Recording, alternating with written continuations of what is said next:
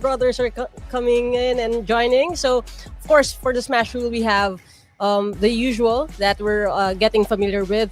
The teams would play using regular tournament rules until a team has reached their predetermined number of points threshold. So this is the match point that we're talking about. And on that point, the team will become match point eligible for the subsequent matches. So the first team to secure a WWCD after they are match point eligible will automatically be crowned the champions. Okay, and ladies and gents, just so you know, okay, I'm going to remind you because I want you guys to participate in the poll that we do have down there in the comment section. So which region are you guys supporting today? So we've got teams coming from Southeast Asia, we got teams coming from CSA, we've got a team coming from Japan. I'm gonna expose the team later on. I'm gonna give you guys a rundown of the teams that we're gonna have for today. And then, of course, we're gonna have teams coming from Brazil. And so far, it's kind of a back and forth situation between Southeast Asia and Central South Asia. We are already at 50% for those people that are saying, hey, we're gonna support Southeast Asia over here. So let's see which region is gonna be winning down there in the poll. Yeah, make your voices heard. Come on, guys, press your poll votes right there, and we're gonna see more of the action in such a little while. So I'm seeing it's blowing up in the comment section. We're seeing purple hearts. We're seeing flags being dropped right there. And all I can think of is, man, I can't wait to get this started. So in my mind, I'm thinking, will the yellow division kind of set things ablaze like yellow fire? Or will the green division grow and take root? Or will someone from the red division just put a stop to everyone else? We're gonna check that out.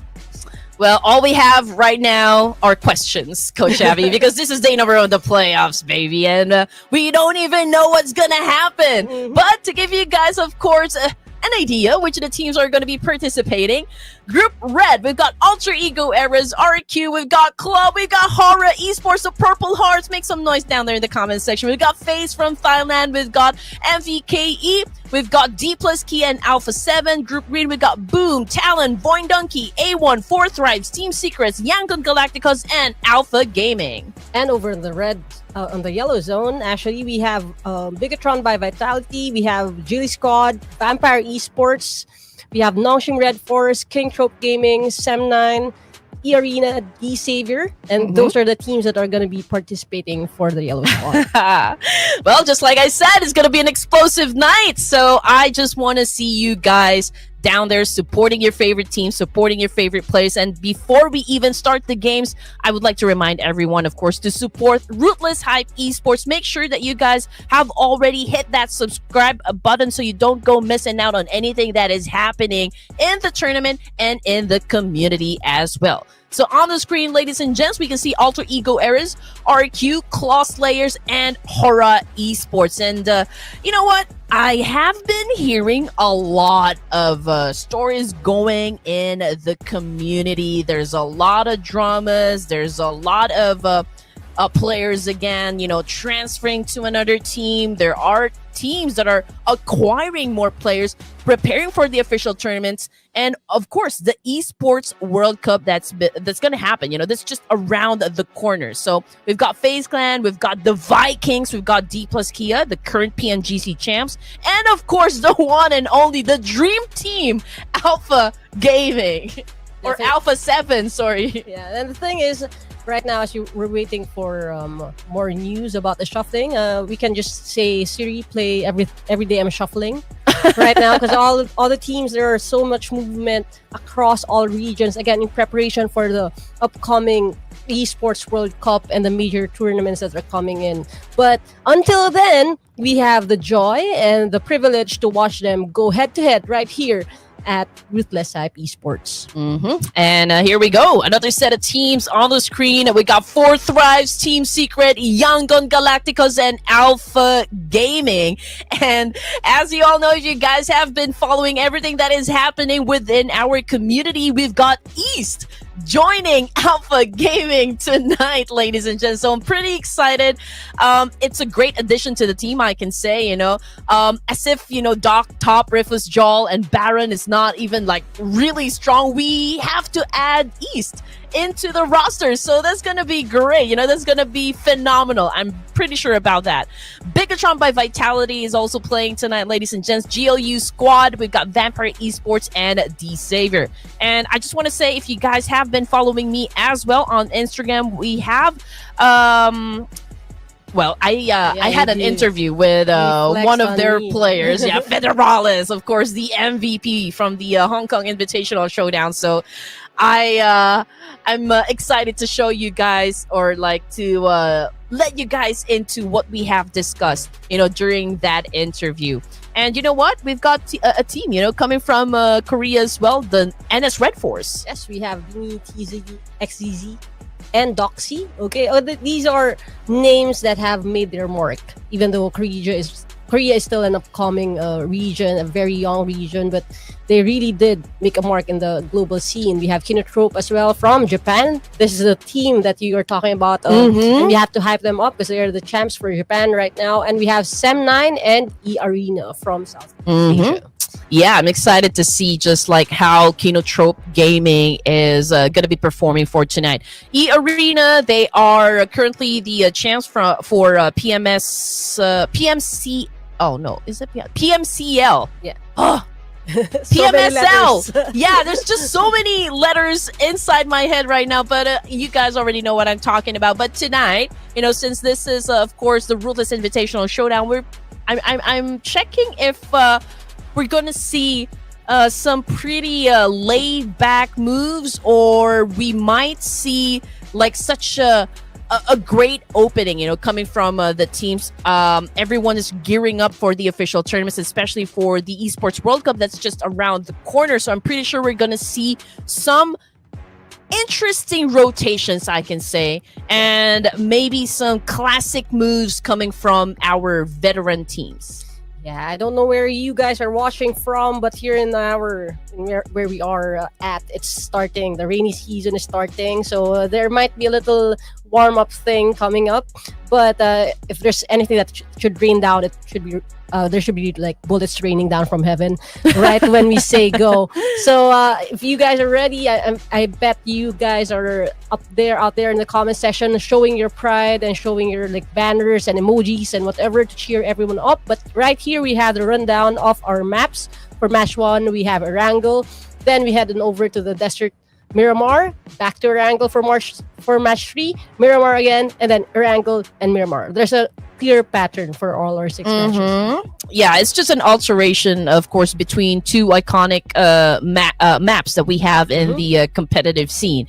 And what I can say is that, we're going to have our first battle in Erangel, right? And then we're going to have in Miramar, and then we're going to go back to Erangel. So consistency in playing should be a little challenge, for most of the teams here. So let's see what's going to happen, because for our first match, it's going to be between Group Red and Group Green. So I'm telling you, Coach Abby, you have to look at the teams on the screen right now, because we will be picking a team here for our first prediction to open up the matches.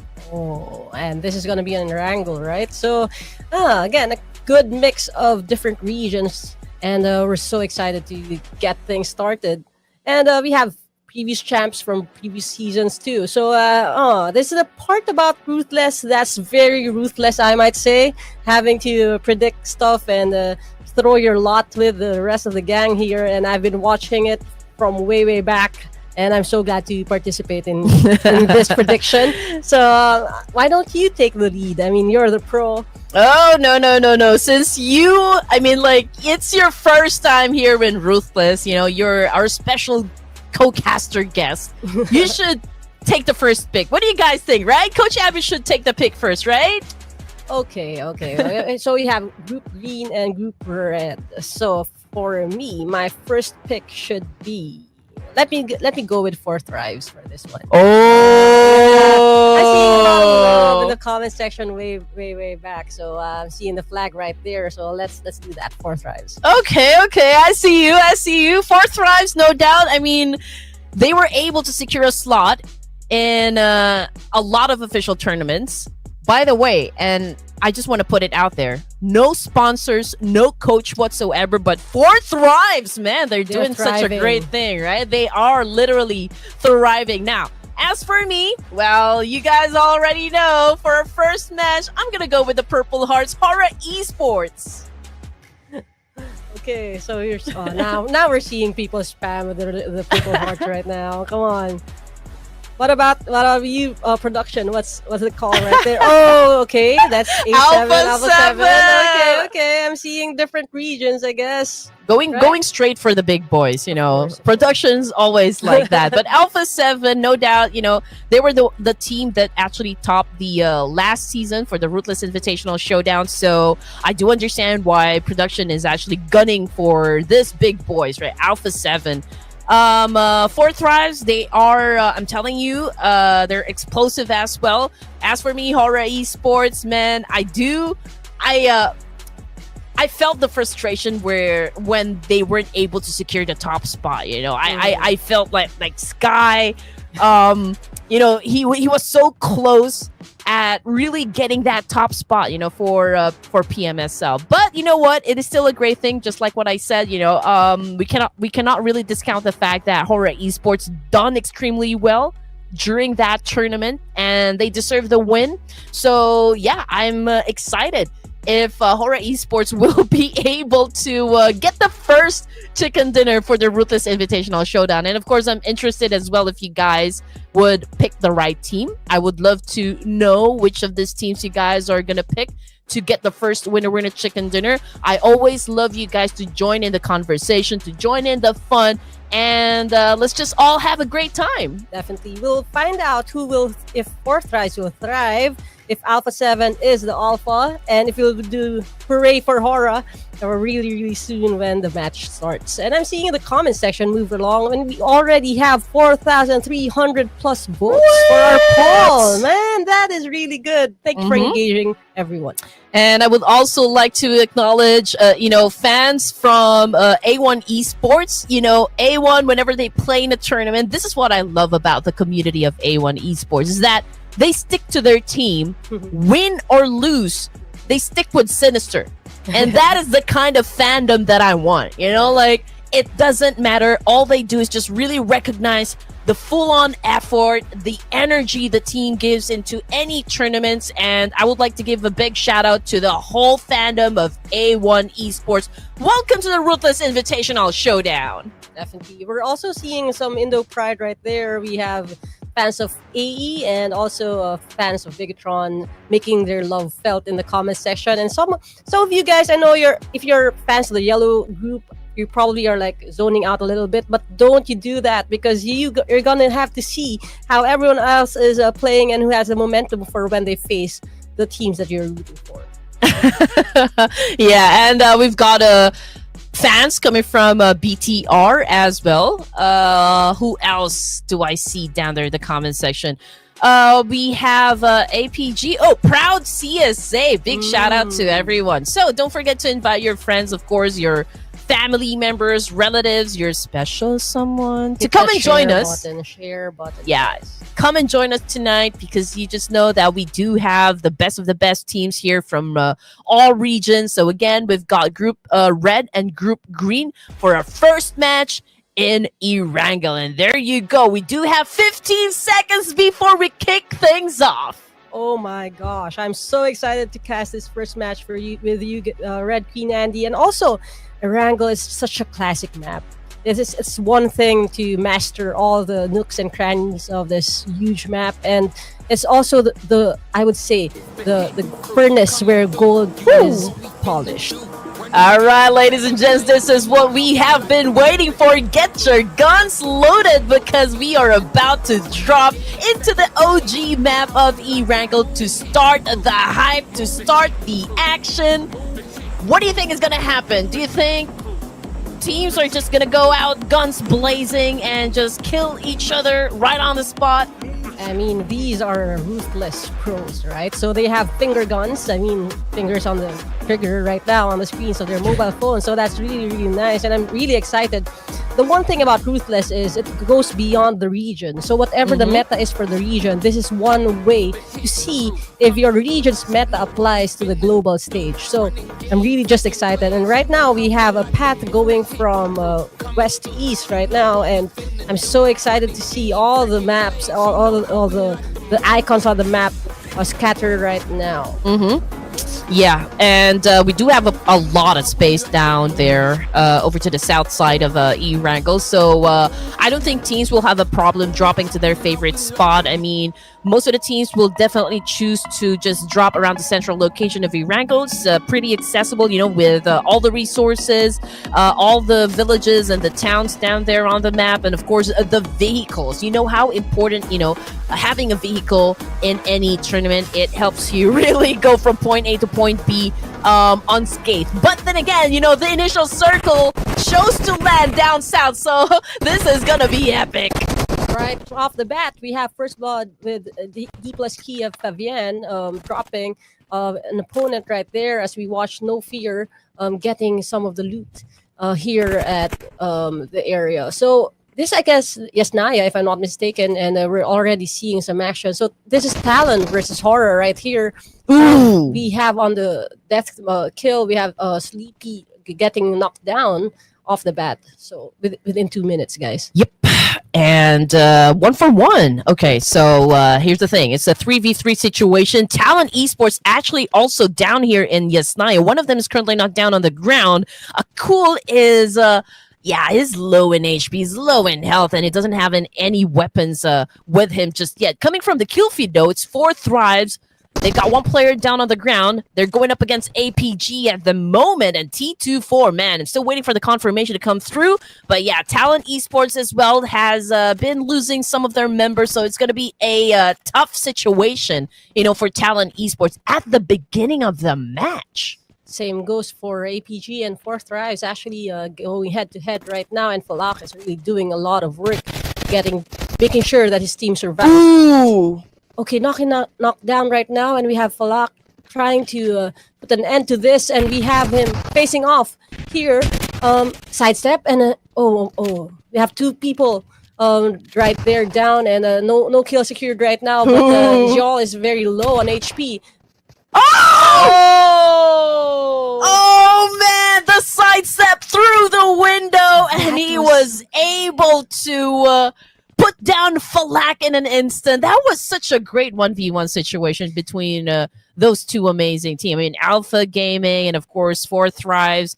They are titans in the competitive world. Now, coming off the kill feed, we also got some of the members from Claw falling down into the hands of Team Secret, but we're not going to take our eyes off, from the fight between Talon right now and Horror Esports. Sleepy had already been knocked out of our first game, so we're down to just 3. We got Sky, No Fear, and Jiggle for Horror.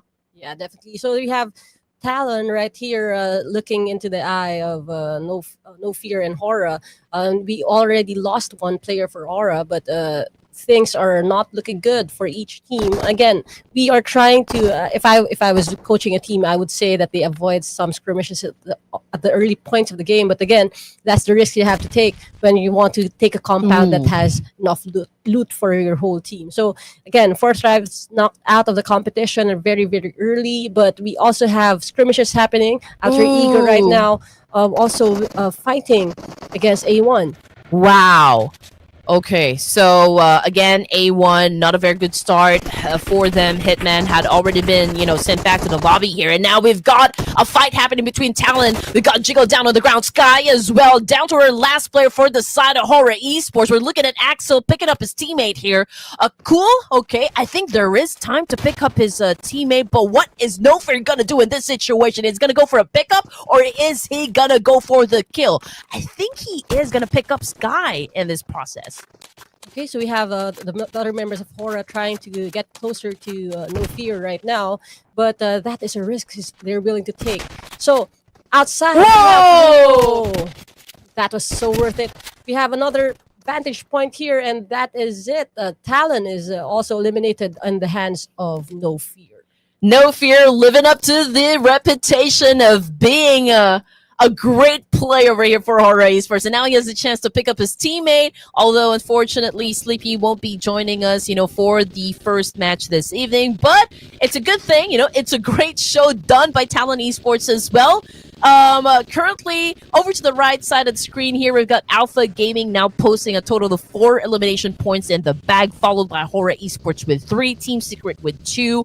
4 Thrives, yeah, they were able to get some elimination points, but I believe they're the first one to be taken out of Erangel. Yep. They were the first one, followed by Talon to be eliminated. Each team getting 2 points and 1 point respectively.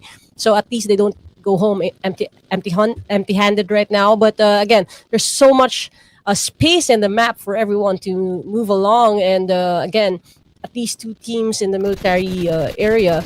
And here we have Yangon Galacticus fighting against Alpha 7. And Alpha 7 is at a disadvantage, I think. Oh no, they're being looted right now. All I can say is that you do not mess with the champs. That is Yangon Galacticus. They are playing on another level here, eliminating Alpha 7 right off the bat. And now we're looking at 13 teams remaining. So just to give you guys an idea, where are the teams exactly? So I'm just going to give you guys an update, all right? We've got a lot of teams already down there. Over to the south side of the map, we've got D plus Kia, FaZe. We've even got the Vikings down there. Team Secret already around military base. APG, they're still outside of the zone here, Coach Abby, but they're pretty close with the members of Boom Esports coming from the west side of the circle. Yeah, and that is so great that everyone is very aggressive. I think for the first 7 minutes of our game, we already have three teams out of the playing field. But again, 2 teams from the predictions are out, so it's all on you, Red Team. Alpha 7 and 4 Thrives are all down. Yeah. And here we have over to the crates. We have a lot of action as well. We have FaZe Clan trying to avoid the eyes of Alter Ego, who just decided to crash the party here. And there's really a lot of movement again with the map and people just trying to find their spot in the sky. Yeah, I do wonder if Alter Ego Errors will be taking the bait set out by FaZe Clan over here. I do see them still inside a vehicle over just behind that potato hill over there, but I don't think they're going to be fighting. Although they were able to bag 1 point. Okay, so I think it's a good start, for Alter Ego Errors. They're still a complete squad, so they're still A-okay. Okay, so we got a couple more seconds before the zone closes in, so let's check out what is happening to the other teams are ready to battle it out, but we're not going to take our eyes onto the teams or players of FaZe and Alter Ego Errors. Oh, someone almost got knocked down. It's a good thing he was able to dance it off, but let's see if that is still going to be the case. Rosemary trying to make a move up against Red Bull over here. Can he get the point? Can he get the job done? We've got Canary over here trying to jump, and another shot done. FaZe Clan was able to bag a point, but we've got Alva from Alter Ego Airs doing a massive counter up against the team. Yes, FaZe and Alter Ego both losing some players getting knocked down, but it is a really tight space right now. We have people from FaZe also crashing onto the compound, making sure that they have backup for their teammates. And Canary falls, Shopper falls as well, and that is it. I think we have only 1 player left for FaZe, and that's they're trying to get away from the action right now because Alter Ego really got the upper hand with altercation right there. I believe that would be Dewey. Yeah. Okay. Yeah, Dewey, the last surviving member of FaZe. Can you imagine? I mean, they were the ones challenge up the boys of Alter Ego, whereas and now we're looking at the last surviving member, and it's not looking good. For Dewey over here. Okay, he just passed through D plus Kia, and I'm pretty sure he will not be taking up that fight. He needs to find a place where he could chill for a moment because we are just at stage 2 here, Coach Abby, and we still got a lot of things, to go through for this very match. So let's see if he can actually last up until the latter stages of this game. D plus Kia, 1 point. Yeah, it's a very interesting angle right there. Imagine if you're Fabian and then you see a buggy right over your head. I'm glad that he didn't get hit by that buggy right there, but again, they are in close proximity with each other. We have D plus Kia and this fleeing guy, Dewey, trying to avoid everyone else and get some peace and quiet for a short while.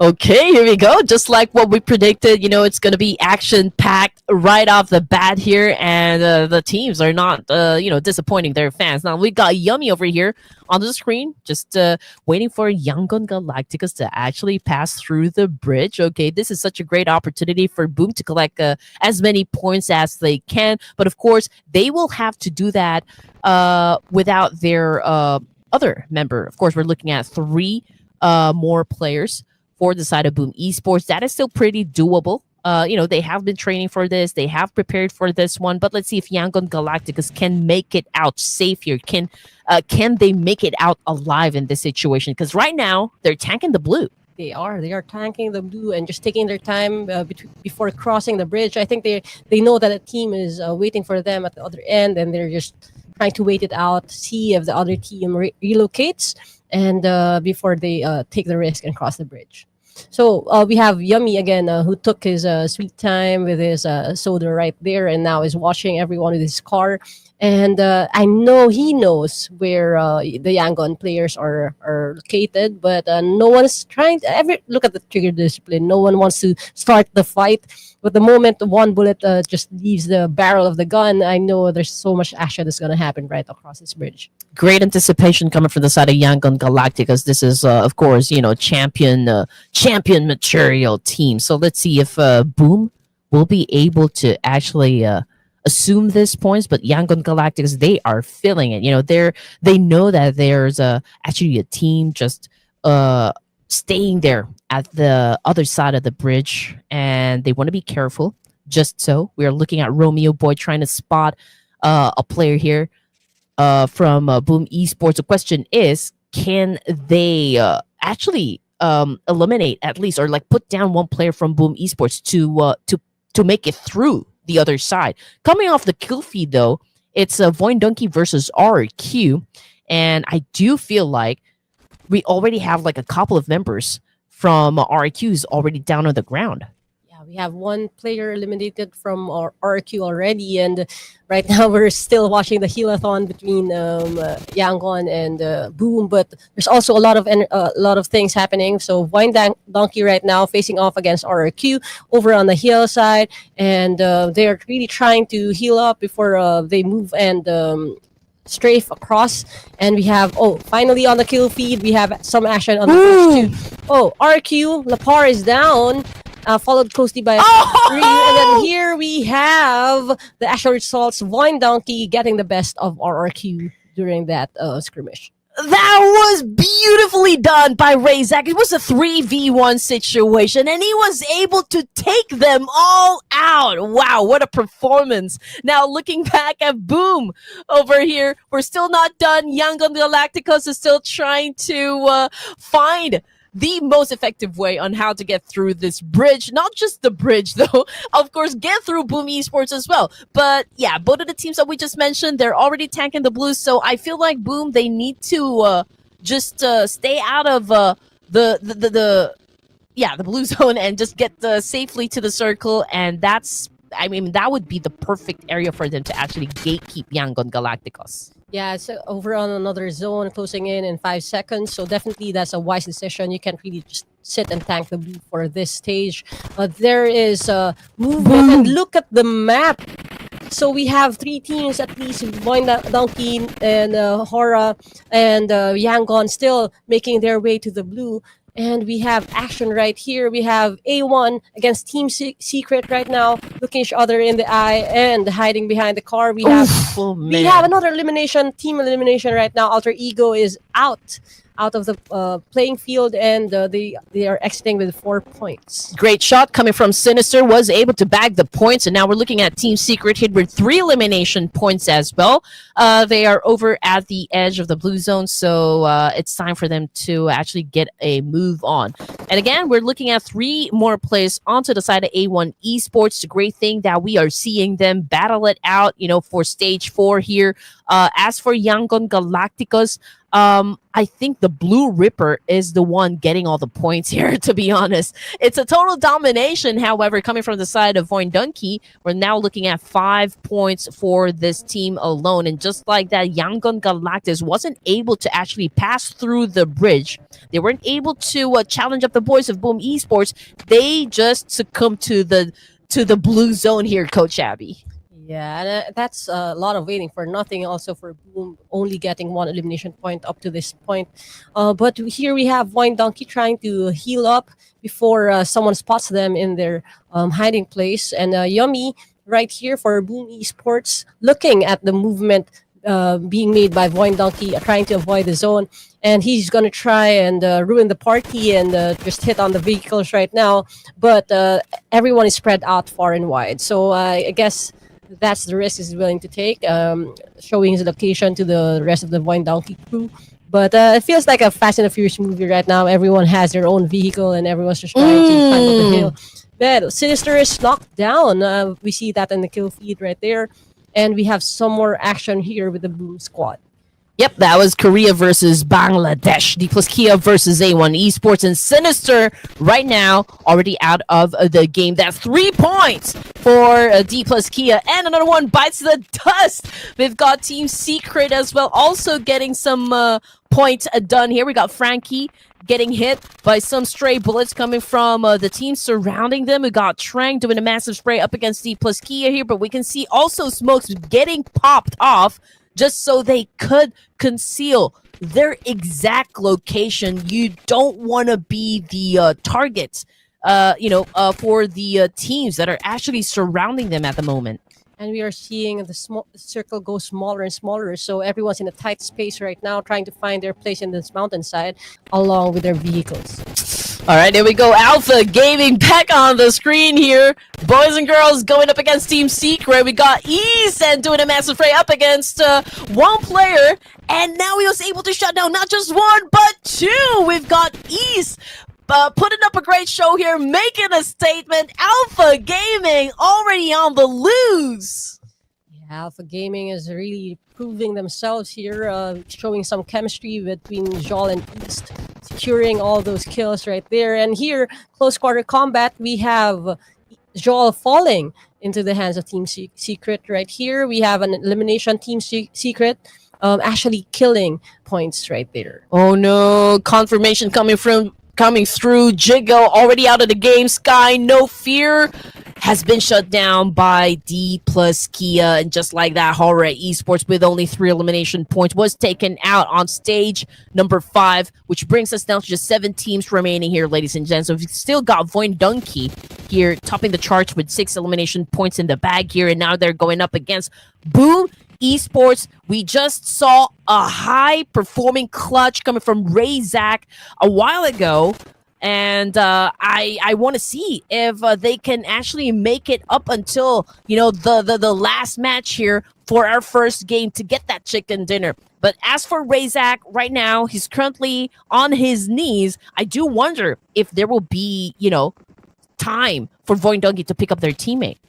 Yeah, that's another strategy that they have to pay for because they have been scattered while they're moving. So that might be your teammate if you're all positioned like that.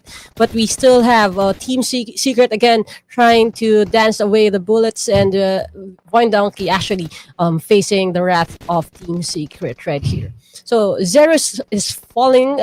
He's knocked down to the ground, and Team Secret again losing another player. A lot of action right here.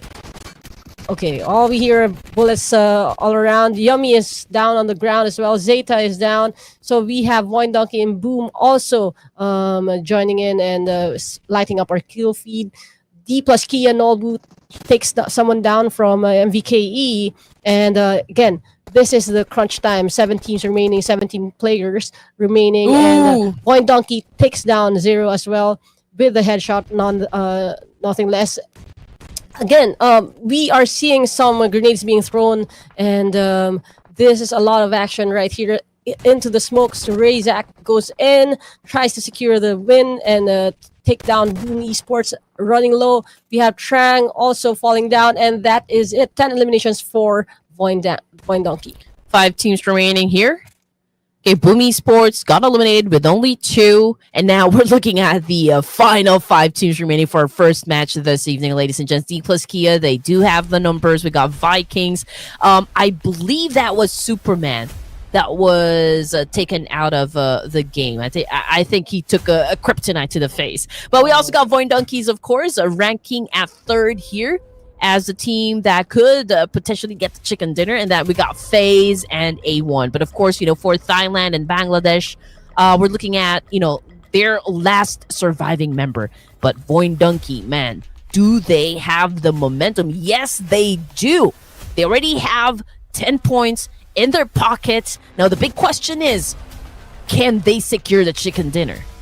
Yeah, we have D plus Kia again having the best odds because they have the full team able to participate here. But after some quiet healing on the part of the other 2 teams, we have a 4v3, v3, v1, v1 for our final 5 right now. So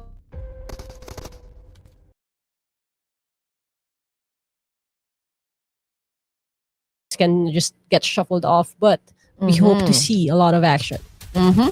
Okay, here we go. All right, we've got some fights happening from inside the map.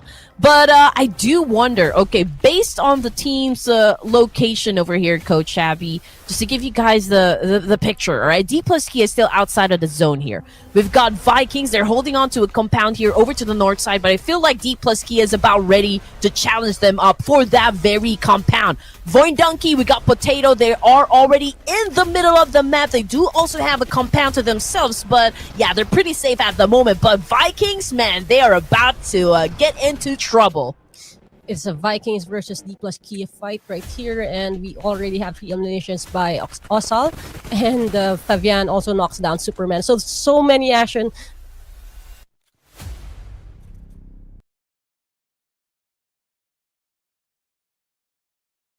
Oh man, this is not looking too good for the side of D plus Kia. They've taken, of course, quite a damage, going up against Vikings. But I mean, the good thing about this situation that we're looking at is that D plus Kia still has a complete squad. Best chance, of course, to get that chicken dinner. But in terms of momentum, both teams, D plus Kia and Voin Donkey, I think it's a 50-50 chance here to actually secure that chicken dinner. Now we can see Razak already on the move, back again on his feet, was able to inflict a lot of damage up against Ozil with that spray. But the fact of the matter is, also, he has a vehicle, and, the distance between those 2 players is quite great as well. So also has definitely the time to heal himself up. But let's check out what Vexy's going to do in this situation. He knows there's a player in front of him. That would be Dewey coming from FaZe. He's the sole surviving member. He was able to shut down one player from Voin Donkey, but a retaliation just happened, taking him out of Erangel. I love how the Voin Donkey players were looking far beyond the horizon and didn't know that Drew was prone right next to them. So again, that's it. We have lost our other 2 teams with 1 player each, and we have the face-off between D plus Kia and Voin Donkey right now. All right, this is gonna be fun. Okay, so Voin Donkey, they were able to pick up their teammate here, so this is going to be a 4v3 situation. In terms of momentum, I think both the teams, they already have it. But in terms of numbers, D plus Kia obviously has that advantage.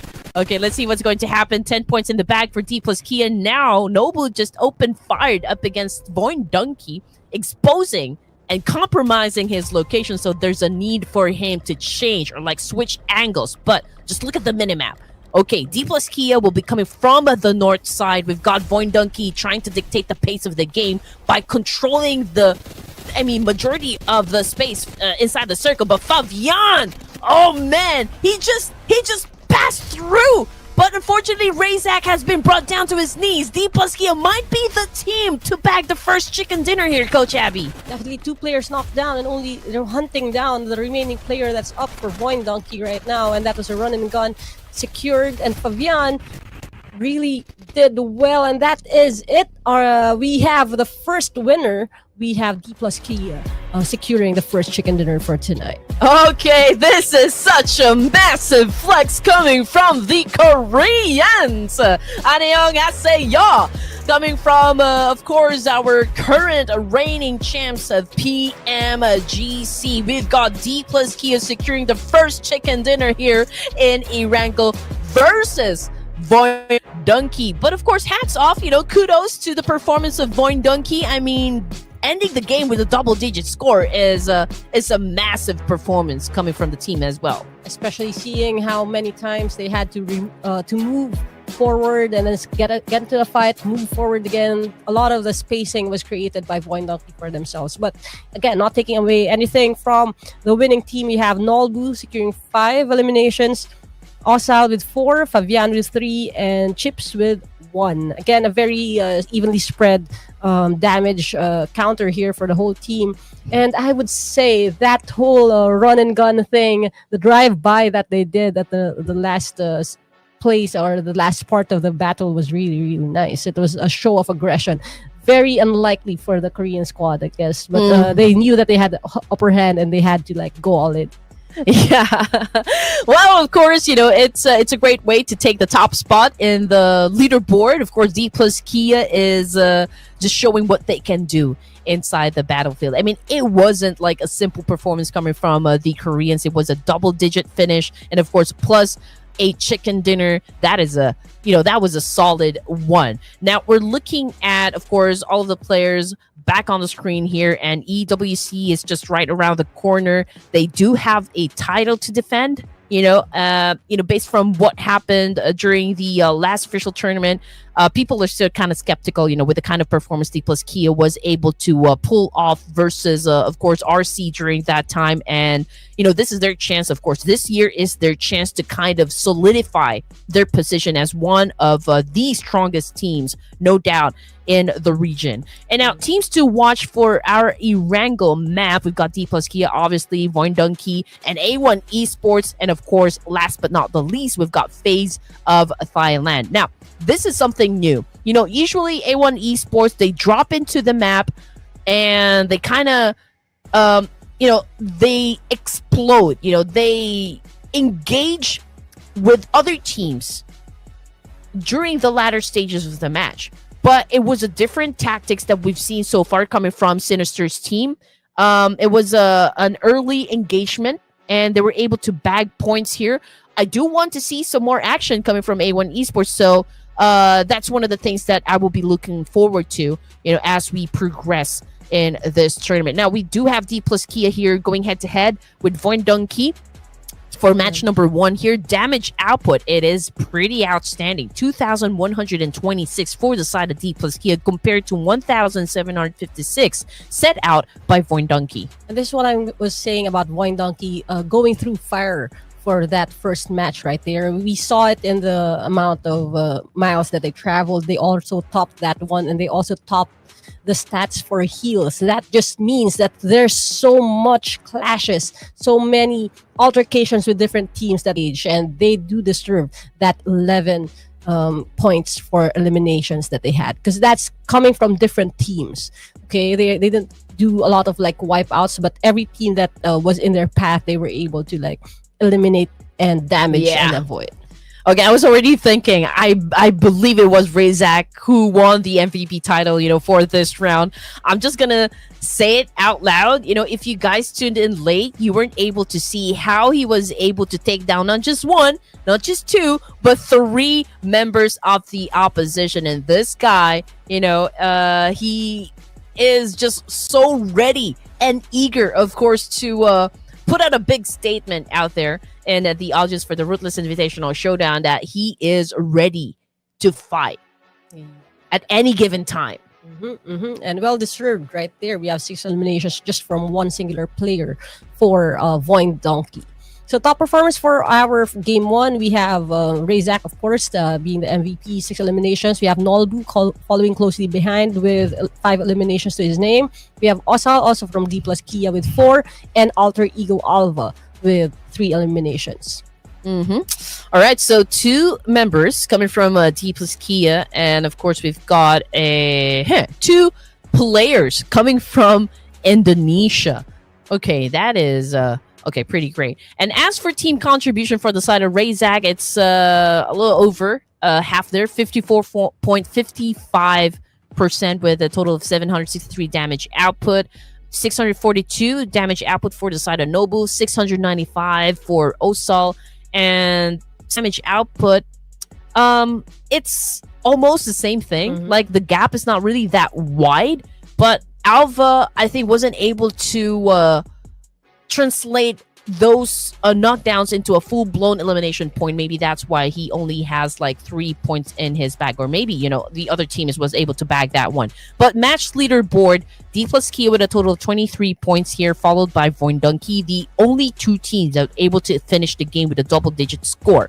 And as for Claw and Alpha 7 Esports, a little unusual, I can say, for the side of Carillo, not putting any points in the bag. But then again, you know, maybe it was an unfortunate event for them. The moment that they actually landed in E-Wrangle, they weren't able to get to the weapons. Yeah. So I guess that was like the big thing, you know, the major contributing factor for Alpha 7 Esports not even bagging any points at all in this situation.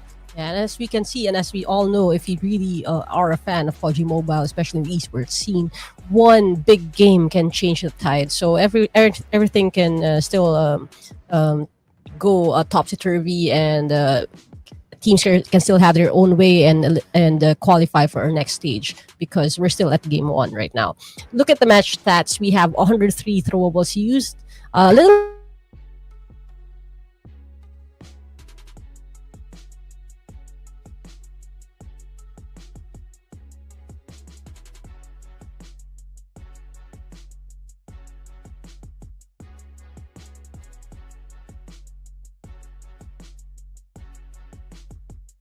looted, something very uncommon, because usually airdrops are assigned to avoid, but for this one we have 3 airdrops looted. 16 total headshots, and Nobu has the longest elimination with 235. Well, I guess, you know, they know this map inside and out. You know, they know this at the back of their heads, so it might be easier for them to actually loot some airdrops here when it comes to E-Wrangle. But you're right, you know, this when it comes to the throwables used in the game, it's a total of 103. Now, this is something that we always anticipate. You know, Sir Cloud and I, we always expect this number to really be high, just cause, you know, the players love to throw a lot of nades in order to flush a team out of the building, or like just like maybe putting down not just one player but 3 players all at the same time. But you know what? More of the action, definitely, ladies and gents. That was just like the first game. We still got 5 more. So stay tuned. Don't you dare change this channel. We'll be back after a short break.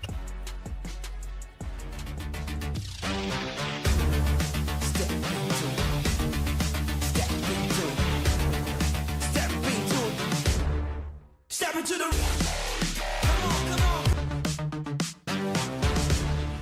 Step into the ring.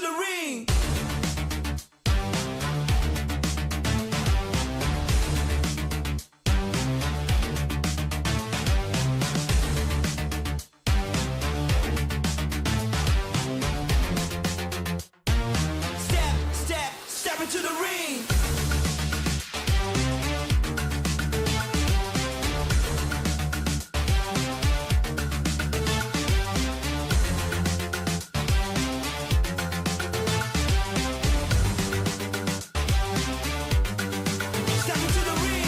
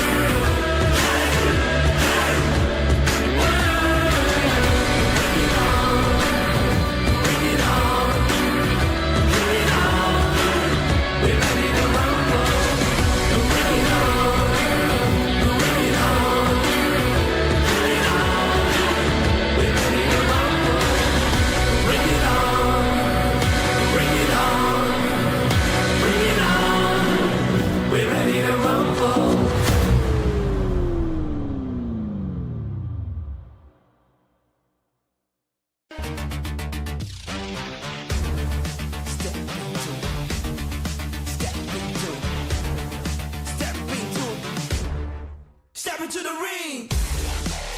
Come on, come on, come on.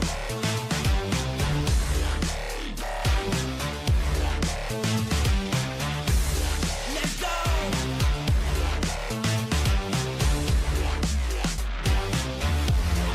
Step into the ring.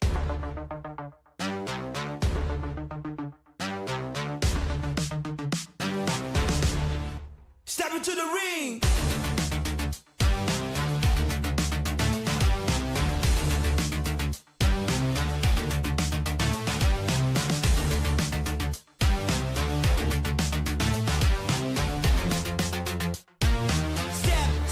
Step into the ring.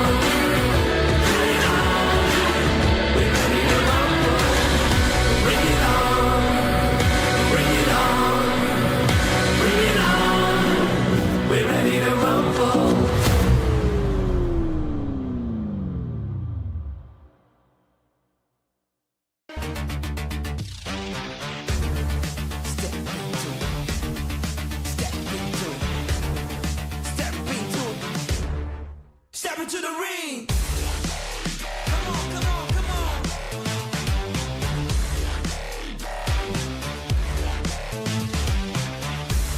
Let's go.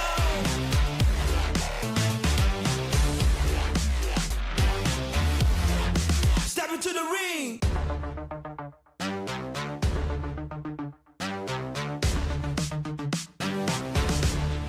Step into the ring.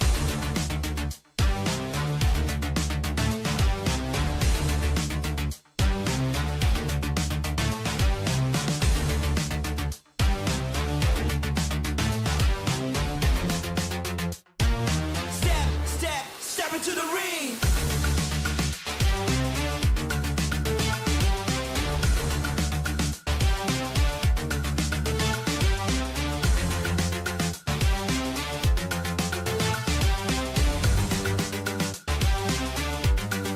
Step into the ring.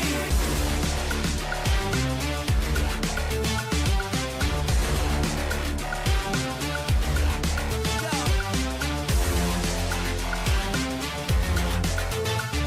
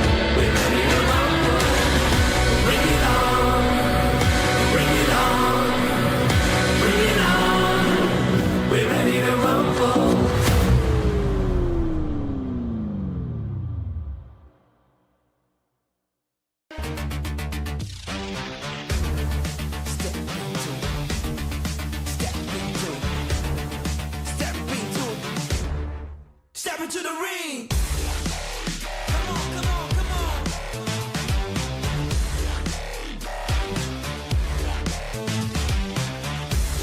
Let's go.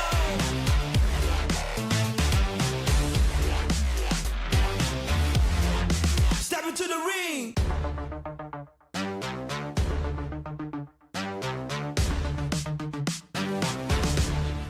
Step into the ring.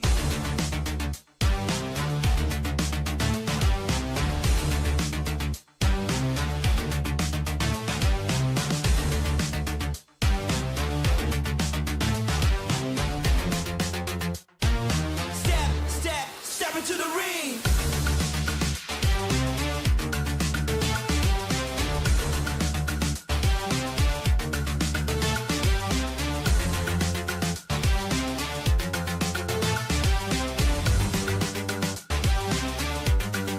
Step into the ring.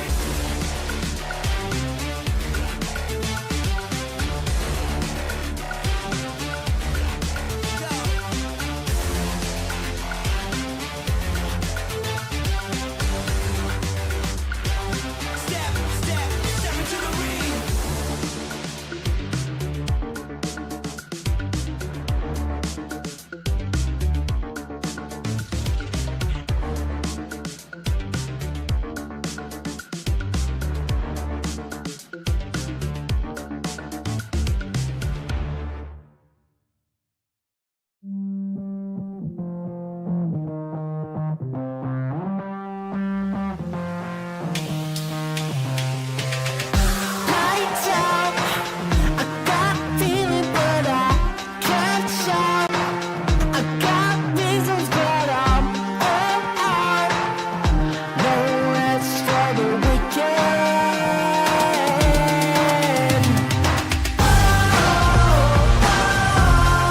Give me what I want. Never get enough. Never giving up. Give me what I want. Turn on, get ready for it. Stay strong. I'm here for it. Don't stop. No rest for the weekend. Turn it up again, I lose control. Give me everything, it's what I want. Best I've ever been, I see the glow. All right, we're back, ladies and gents. Okay, I think we gave you guys a scare of not pushing through with the whole tournament, but hey, production did their best, of course, making sure that everything is already working out just fine. So welcome back to game number 2 of the Ruthless Invitational Showdown. My name is Red Queen, together with Coach Abby right here. Are you ready to start match number 2? Definitely, and we're headed over to Miramar. You have to buckle up because we're dropping into Miramar, Pubg Mobile's scorching desert playground. It has an 8x8 kilometer map, and that's gonna be fire right there. Mhm. Yep. You know what? For game number 1, it gave us a clear reminder. D plus Kia really showed up ready to compete for today's matches. You know, that was a confident win over Voin Donkey, and you can already feel the pressure, of course, building across the groups here. But of course, I'm excited to see how well the teams are going to be performing as we step into match number 2 in Miramar. You know, we're done with the green colors of Erangel. We're jumping into, of course, the desert, the barren desert of Miramar. Of course, we're going to give you guys like which group is going to compete for this round, but I want you guys to think of a team that you think is gonna be winning match number 2. Now, I can see a lot of you guys cheering for Yangon Galactico, still Horror Esports. We've got BTR fans as well down there. And you know what? I'm pretty happy with the fact that I can see a lot of Koreans down there in the comment section supporting D plus Kia. Definitely. Again, Ruthless Hype Esports doing their best to bring to you a global stage right now. We have dominant teams from different regions. We have CSA, we have Southeast Asia, we have Japan and Korea, and we also have Brazil. So that is going to be exciting. And over here, we have, again, match 2 is going to be in Miramar, and expect fierce early fights in places like Picado, Los Leones, and of course El Pozo for some rooftop action. By the way, Red Queen, just a quick trivia. What does Miramar mean in Spanish? Do you know? Oh man, you love to put me on the spot. Yeah, sorry. Okay, Miramar. Miramar in Spanish. Okay. What is Miramar in Spanish? I'm actually stalling so that I can think of like, okay, Okay. I give up. Okay. What does it mean? So Miramar actually means a sea view. So mirar is actually like the mirror to see or to look, and then mar is the sea.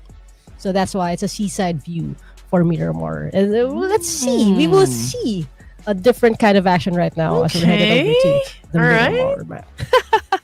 We are learning something new every day. Thank you for that trivia, Coach Abby. Would love to know some more. Hopefully, you prepared some trivia for us. So we'll be looking out for that one. But anyway, ladies and gents, of course, Group Green will be taking a break. We're still looking at Group Red joining us for match number 2 in Miramar. But let's all welcome, of course, the teams from Group Yellow. We've got BTR, GLU, Vampire Esports, D Savior, NS Red Force, Kino Trope, Sem9, and of course, E Arena. Now, I'm looking at the teams here and I'm already thinking about like, okay, so which team am I gonna be, picking up next? Can you guys help us in the comment section? Which team should we choose for match number 2 with Miramar? You know what? I feel like for this round, So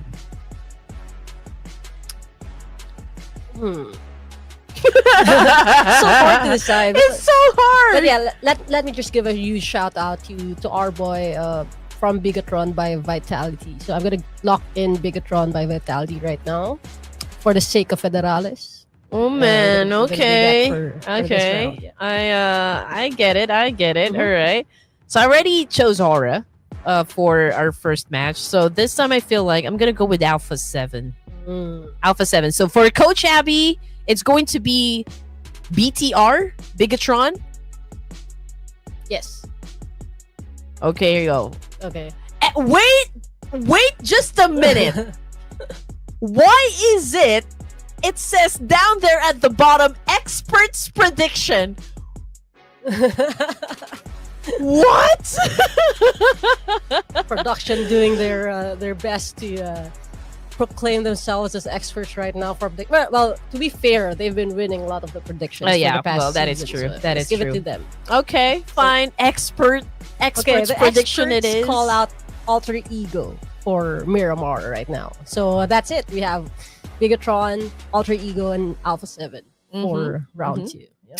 Okay, here we go. All right. So thank you so much to our production team who worked very hard to make sure that we will be pushing through all of the matches tonight. Thank you so much. And again, ladies and gents, don't forget to actually hit that subscribe. I'm going to say the same thing, basically. We're very easy people to find. You can just type in our names in the search box and our accounts definitely will be popping out. Yeah.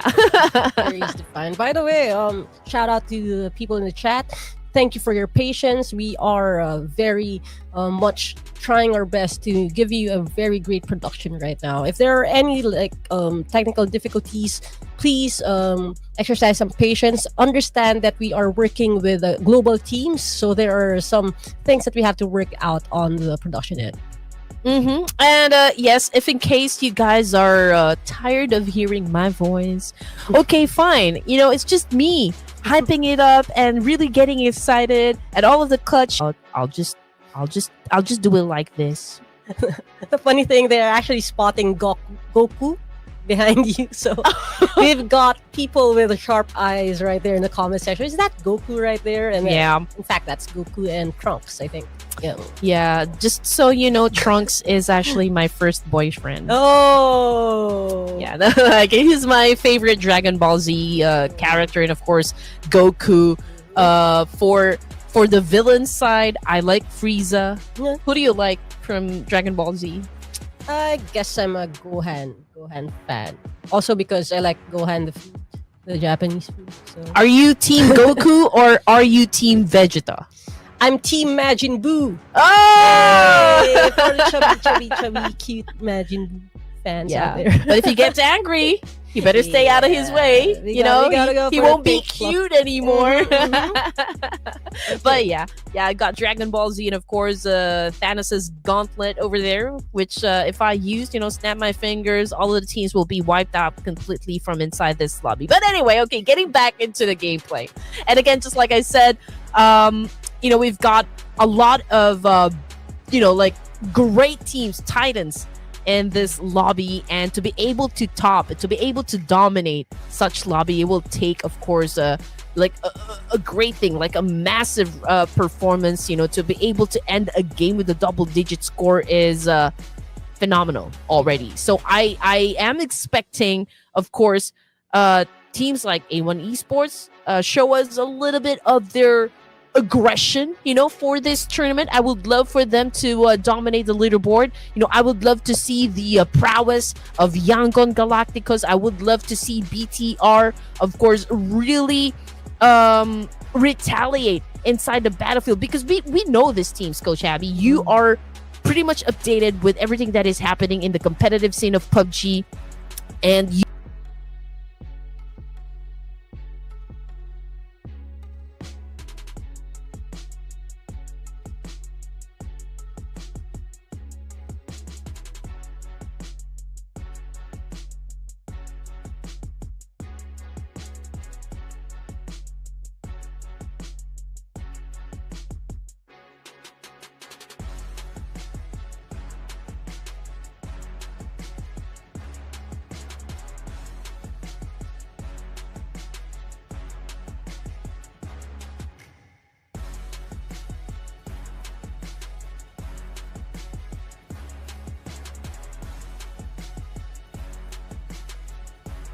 up already, but you still have like big love for the game. So, I'm back. Hello. You still have some, like big love for the game. So invite your ex as well to come.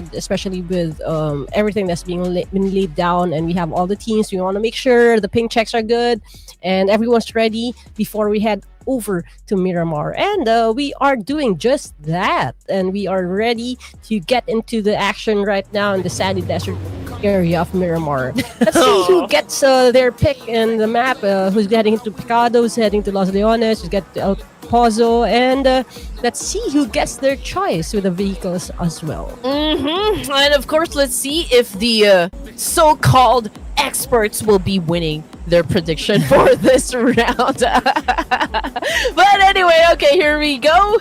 We're about to drop, of course, into Miramar. We do have our predictions ready, and let's see, like, which of the teams here will come out guns blazing and would start, of course, collecting some points the moment that they land, of course.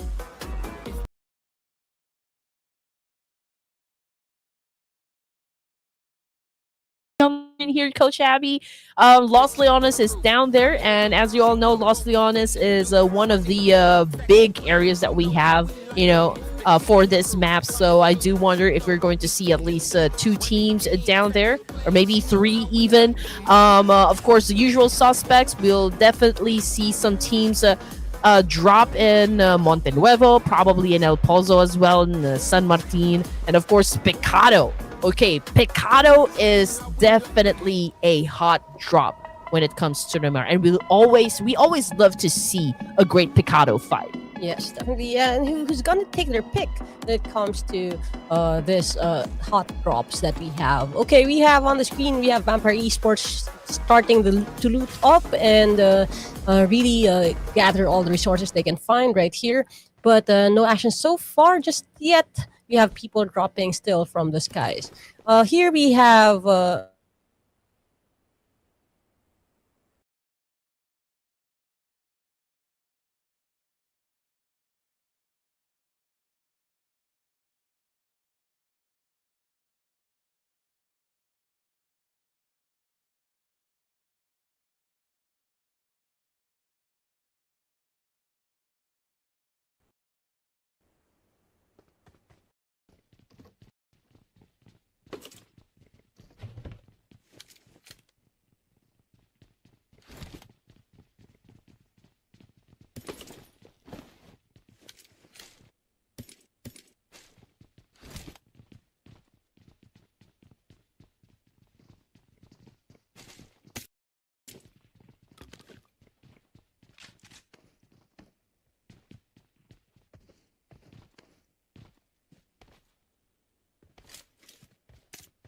know that the resources are very scarce and far in between. That's why there's a lot of action in the spots where people expect a lot of loot to pop up in the beginning of the map. We have Noshim actually, one person gathering the vehicle, and we have TZ right now still doing a clean sweep of all the floors of this compound right here. And across from them, we have EAN trying to gather some loot as well, even though they seem to have lost one of their players. So it's safe to assume that they are the ones that are doing it, and they are the ones that had that early altercation that sadly were not able to watch. But it's still okay. I mean, the fact of the matter is that Nongshing Red Force does have the advantage up against E-Arena. E-Arena playing with just 3 members here, so let's see how well they're going to be defending themselves up against NS Red Force.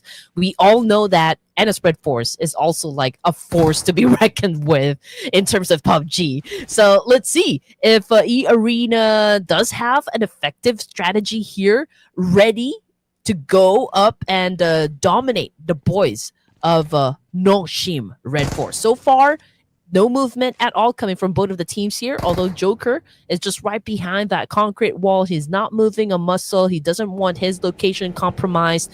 But now we're looking at the Savior. Okay, and they're also alone. Seems like they're alone in a particular spot here, pillaging through houses, pillaging through towns to get everything they need, filling up their backpacks with all of the nades, throwables that they're going to be using for any engagement that is about to happen inside Miramar. But so far, these Saviors quiet. You know, I don't see any teams that will challenge them as well. So this is kind of a downtime, you know, for Miramar, since, you know, the map is big. Usually the teams, they take their sweet time, you know, to just really gather everything that they need first before they jump into any fights. Yeah, definitely. Again, resource management is a huge part of this game. It's about choosing to land where resources are, and choosing to drive to places where resources are without compromising your safety and your position. We have on the kill feed, we have a fight between Claw and another team right there, and we're trying to stay updated as well with that clash. But right now we have Nongshim Red Force also with E-Arena still trying to position themselves in a way to avoid conflict. But a grenade was launched to try to stir things up. But let's see any retaliation from E-Arena right now. You know what? I do wonder if PUBG will come up with like a missile launcher.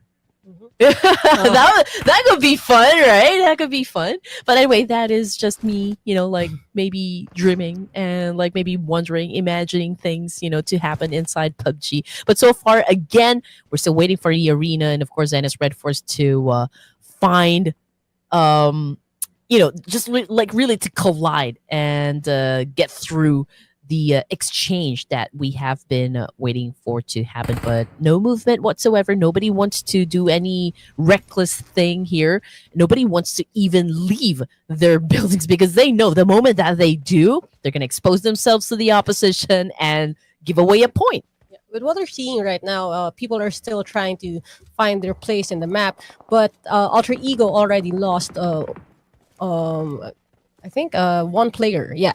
That's a point secured by Claw. That was what we saw in the kill feed right before we shifted our sights onto Nongshim back.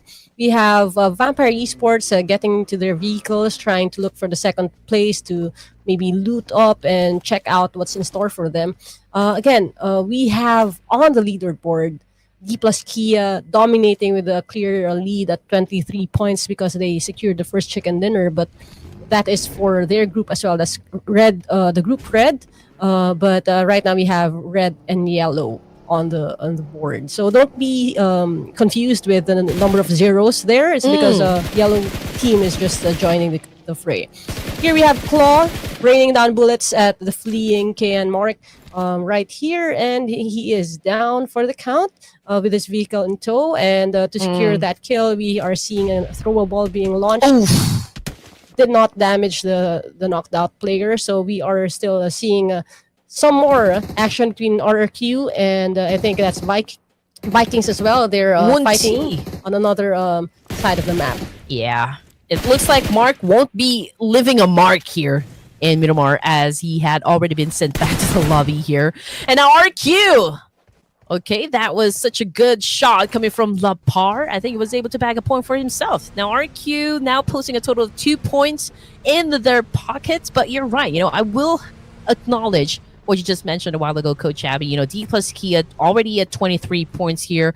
I believe this is such a huge gap, because they're the only teams with a double-digit score perhaps in the leaderboards. But yeah, I mean, D plus Kia definitely has this advantage. But then again, Group Green actually is taking a break at the moment, so they will have a chance for them to rack up some more points as soon as they step back into the game here. So far, what we are seeing are mostly like mid to long range fights happening. So, like teams, they can inflict damage, but to actually translate that into an elimination point could be a little bit of a challenge considering the distance that they have, between those players and those teams that they're actually trying to put down.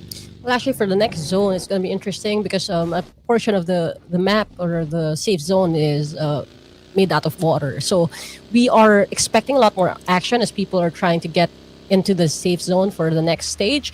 And here we have a lot of teams on the move, especially since there are still a lot of map that is clear. We have another altercation. This is between T plus Kia, and also on the kill feed we have RQ versus the Savior. Again, everything's happened all at the same time. Nolbu securing the lead, taking down Finale, and that's another point secured for our leaders.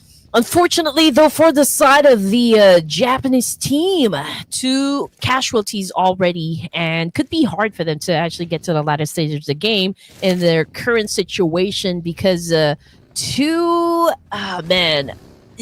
how long are they going to be lasting for this round going up against still a full squad? We still got a lot of teams that has, like a complete squad here. But switching to Alter Ego Eras down to 3. We're looking at Alva at the moment with a shotgun, and then we got Rosemary, of course, holding to his M416, and they're trying to hunt down these 2 remaining players from Japan. Here we have Moana trying to push forward with also support from Rosemary from the high ground. So we have Tamra from King Trope also knocked down and out of the game. And we only have 1 remaining player, and he's very low. That's Lee-san. Here hiding behind the wall, and throw balls are being rained down on him. And that's it, guys. So we have our first grenade elimination from Moana. King Trope is down for the count. All right, here we go. Moana is so far away from the sea, so far away from the ocean. Man, I do wonder if she's gonna survive, or like he's gonna survive rather. Okay, here we go. 2 points now in the bag again for Alter Ego Rares. Coming off the kill feed though, however, Alpha 7 seems to be losing some of their members, but let's just wait for the confirmation to come through if one of them will be sent back to the lobby as well. But as for D plus Kia, man, they're holding on to a high ground over here. Alpha 7 is just right down below, so could be easy for them to spot those players and actually assume a lot of points from that position alone. Now we got Joker all alone in this situation, right behind this Conquer. Now Beanie already on the move here with a shotgun S12K, and that puts Joker down in an instant. But it was actually TZ who was able to get that point. Yeah, we have a clean up right now from Nongshim Red Force, and like what we can notice here, we have Hora and A7 Alpha 7 with an altercation trying to get the best of each other and get and steal that high ground advantage from Alpha 7. Hora is trying to scout out, and this is really a risk that they're going to have to take if they want to take that spot out of the enemy hands. We have another knockdown from D plus Kia, again with their high ground advantage. This is something we also saw in the previous map. They really secured high ground and just look at the other players from the low ground. Vikings, we have RQ Lapar is down, and that is it for RQ. We have an early elimination for them with 3 points. They are eliminated. Vikings being brutal. Okay, that was Wunti's team. Oh man. Okay, if you guys don't know who Wunti is, he was a former player from D Savior. Mm. Okay, also came from Flash, Team Flash. Yeah, he used to be called Batman. Okay, because I'm such a fan of Woon T. That's Okay. why I know I've been following this player. Yes, no, sir. Yeah. But anyway, getting back into the action, of course, we're looking at D plus Kia at the moment. We got Nobu on the screen. From the kill feed, though, it's NC2 from E Arena that got shut down. Let's just wait if that would be the end of the line for that player. But as for XZY, I think he wants to really seal the deal here. And now Nongshim Red Force, they now have a total of 3 points in their pockets. Yeah, we are seeing a lot of action being engaged, and also Vikings has 4 points as well. So this is a very action-packed engagement for both teams. BTR is now battling against Vampire Esports. We see Meow on the kill feed being knocked down by one of the members of Bigatron by Vitality, and that's also interesting. Again, we have the best of the best for each region also competing in this map. Bigatron, this is Nona Ambon trying to push forward and secure that kill or knockdown for Vampire, but Vampire is up. Here we have another knockdown from Kent. Kent secures that one. Ooh! And, oh no, here's a retaliation. Okay, here we go. Vampire Esports doing an effective counter so far, but unfortunately, Onzen is the last member here. He's trying to cook up a nade here, going up against BTR. Oh man, I don't think he was able to at least shut down a player from BTR. Here comes Onzen again with another move, another shotgun attack. Was able to inflict some pain, and now Onzen healing himself up, just trying to prep for battle here. He's all alone. He goes in for another charger. Onzen trying to dance it off, but unfortunately, that was the end of the line for Vampire Esports. BTR emerging victorious from that fight. And the good thing about BTR is still they have time to recuperate and resurrect or heal up, and we have still a 4-man team for them. That's a great engagement for Bigatron, especially in that close quarter combat. All shotguns are out, but they still manage to defend each other. Each person washing out one knockdown player, and the Vampire Esports exits. Did I see a McLaren Yes, there is. climbing Papaya up boys. the mountain? Yes. Okay. Shout What out to all unusual, F1 right? fans. Like You know what a I'm Formula racing car Mhm, climbing up the mountains of Miramar. But anyway, yeah. 13 teams remaining, ladies and gents. And Nobu from D plus Kia on his knees at the moment. And also a player from Vikings seems to have been taken back to the lobby as well. Now we got Superman on the screen. Can he do this job all alone, all by himself? Or will he be facing Kryptonite coming from D plus Kia? So D plus Kia with multiple players down, but they have revived one more. And Superman is all alone. Let's see if this is going to be Fortress of Solitude or is this going to be the end for the Vikings. And we have him storming over with that shotgun, but he is facing 3 players, and that is it for the Vikings. It is done. It is over. Superman has met his kryptonite. Yeah, Chips be like, what? Who's Superman? You calling yourself Superman? I'ma send you back to the Fortress of Solitude. But anyway, back into the action. We got Bigatron by Vitality doing a massive spray up against D Savior here. Kent on the screen trying to shut down Levi's in his buggy, and now Levi's is down. 5 points in the bag. Now make that 6. And that is proof that Mr. Kent is stronger than Superman, just at least for this game. So Kent with 3 eliminations, and that is D plus Kia suffering with wrath. Nobu, okay, D plus Kia can't get a break right now. They are being they're facing another siege from Hora this time, but Nobu with 3 eliminations, and Hora exits the game in the hands of D plus Kia. Alva cooking up a nade here up against one player coming from Call. Let's just wait for the kill feed to see if he was able to put down that player. But in the meantime, we're looking at D Savior here, last surviving member. It's 2504 again with the pseudo names here. My goodness, you guys are really making it hard for the casters to do their jobs. But anyway, Bigatron 6 elimination points. And they're looking at 2504 here, of course, to get the point from D Savior, but they're having a little bit of a struggle at the moment. But here comes Alva now with a DPS. coming from below, it's really hard to put down or like take down someone.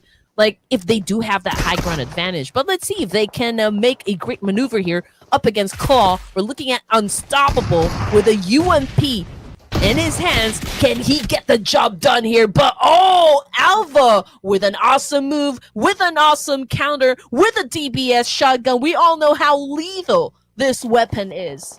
And even if Claw had that advantage in terms of positioning, they were down to 2 players, so that didn't really help the probability of them winning against Alter Ego. And that is a great fight right there. Alter Ego with 5 points secured right now on the board.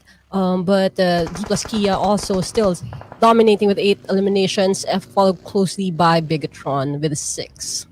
Okay, here comes Alpha 7 right now. They do have that element of surprise. I love Can how he they're get quiet sharper? about this. Okay, can he get sharper? Okay, Reaper right now trying to switch angles here, but Alva, man, this guy's pretty angry with that spray. They just parked, and now they saw where FaZe Clan is actually holding their ground. They do have that advantage, but let's see if Alter Ego Ares can make something out of it. You know, can they make the best out of this situation and actually accumulate some points? That is still the big question right there. But 5 in the bag for Alter Ego Ares, that is a solid performance already. And all I can say is this map is turning out to be a surprising one. At 19 minutes, we only have 8 teams, and that is really remarkable for a Miramar map nonetheless. We have FaZe Clan right now with Alter Ego entering their radar and getting seen by the FaZe Clan. But the Canary is trying their best to climb up this hill to get a better vantage point as we see more teams moving into the next stage, which is stage 6. We have a minute and a half left to do that. Alpha is facing off against. So this is a Dongshim Red Force domination. We have 5 eliminations, and Beanie actually securing another one. 5 points in total for Dongshim. But here we have on the kill feed, by the way, as Alter Ego shows 5 eliminations, we have more action coming in. That's what we called out a while ago. That's FaZe Clan versus Alter Ego. But now Dongshim is also part of the scuffle, being so close to the rest of the teams that are available on the map. Man, D plus Kia is on the roll here, Coach Abby. I mean, we're looking at 8 points already. They're currently tied up with Bigatron as well. Dewey took a shot coming from Kent of BTR. Now, I do wonder if Kent is actually the coach or Federalis himself, but we'll probably find out later. I might have to send him a message asking, okay, what is your pseudo name? Just tell me! Tell me! Maybe because we can't tell. We can't tell. We Yeah. can't tell until we get that confirmation. So Canary right now, as I called out a while ago, they had the Alter Ego team in their sights, and that's why Alter Ego exited really quickly. But we are left with 6 teams. Imagine that, 6 teams at the 21st minute of a Miramar map, and we are headed over the hills. Everyone is trying to find a safe spot between the rocks to hide, and D plus Kia setting sight on an Alpha 7 player there, and they're down. FaZe Clan being attacked right here, and everyone's turned down low. But we still have 5 more seconds before the zone closes out. People are trying to heal up. Rev is down for Alpha 7. D plus Kia doing a good job putting them on the ground. Senab is down as well. All this one from the FaZe Clan. And there's so much action right now. Alpha 7 left with 1 singular player to their name. All right, and that would be Carillo. Okay, obviously FaZe Clan is hunting down Carillo in this situation. Just not quite sure though if they know exactly where Carillo is. Does he have that element of surprise? I don't think they are even aware that Carillo is just right behind them. He's quiet right there between the car and the crevice of the rock. Kent is down. This one from Glue. FaZe is being attacked also by D plus Kia, and things are happening all around Carillo, with Carillo just evading being seen, and he's prone right now, trying to crawl out. Oh no! Will FaZe hear him and spot him? It looks like D plus Kia is the one that's going to spot them. Carillo doing the backstab for Canary. Canary is down because of that shotgun, and 3 people are trying to scope him out. He's here, he's trained, and he is down. FaZe secures that knockdown and kill for Alpha 7. So Alpha 7 exits as the 6th team, and we are down to our last 5 teams for match number 2. Yo, can you imagine, like, if Carillo has a nade or, like, a Molotov? He could potentially, like, really eliminate FaZe Clan from behind. I mean, imagine if he does have a nade. But anyway, you know, it is what it is. That's the game for you, ladies and gents. 5 teams remaining. We've got D plus Kia back on the screen here again with a number advantage, trying to retaliate a big spray up against FaZe Clan over here. So far, they do have the momentum, so big chance again for D plus Kia to secure another chicken dinner win. But as for BTR, man, they're getting picked off one by one. One of them is currently knocked down on the ground, so I do wonder if they will have time to pick up their teammate here. But as for FaZe, oh my goodness, just like that, 2 of them down on the ground. We got Shopper low in HP, and BTR, ZA Phobia is not letting them out of their sight. The funny thing is they are moving out. A lot of teams had their triggers ready and they were shooting down at them, but they were able to evade it. We still have 1 player up for FaZe Clan, but the challenge is, are they gonna be able to heal up as D plus Kia closes in on them and tries to secure that team elimination? All right, Shopper is, of course, trying to hold on to this position. Okay, D plus Kia, they don't know where Shopper is exactly, but that was such a great shot coming from Shopper. Also, is currently knocked down on the ground, and now it's coming after Fabian. Okay, he did back out in the last minute, but that is because there is another team that would like to join into the mix, and Shopper just being careful not to get hit but by any stray bullets, you know, coming from any directions in this situation. This is the risk that D plus Kia is willing to take with Chips being prone up here on top of the shed. He's providing the long-term view for his teammates that are sieging.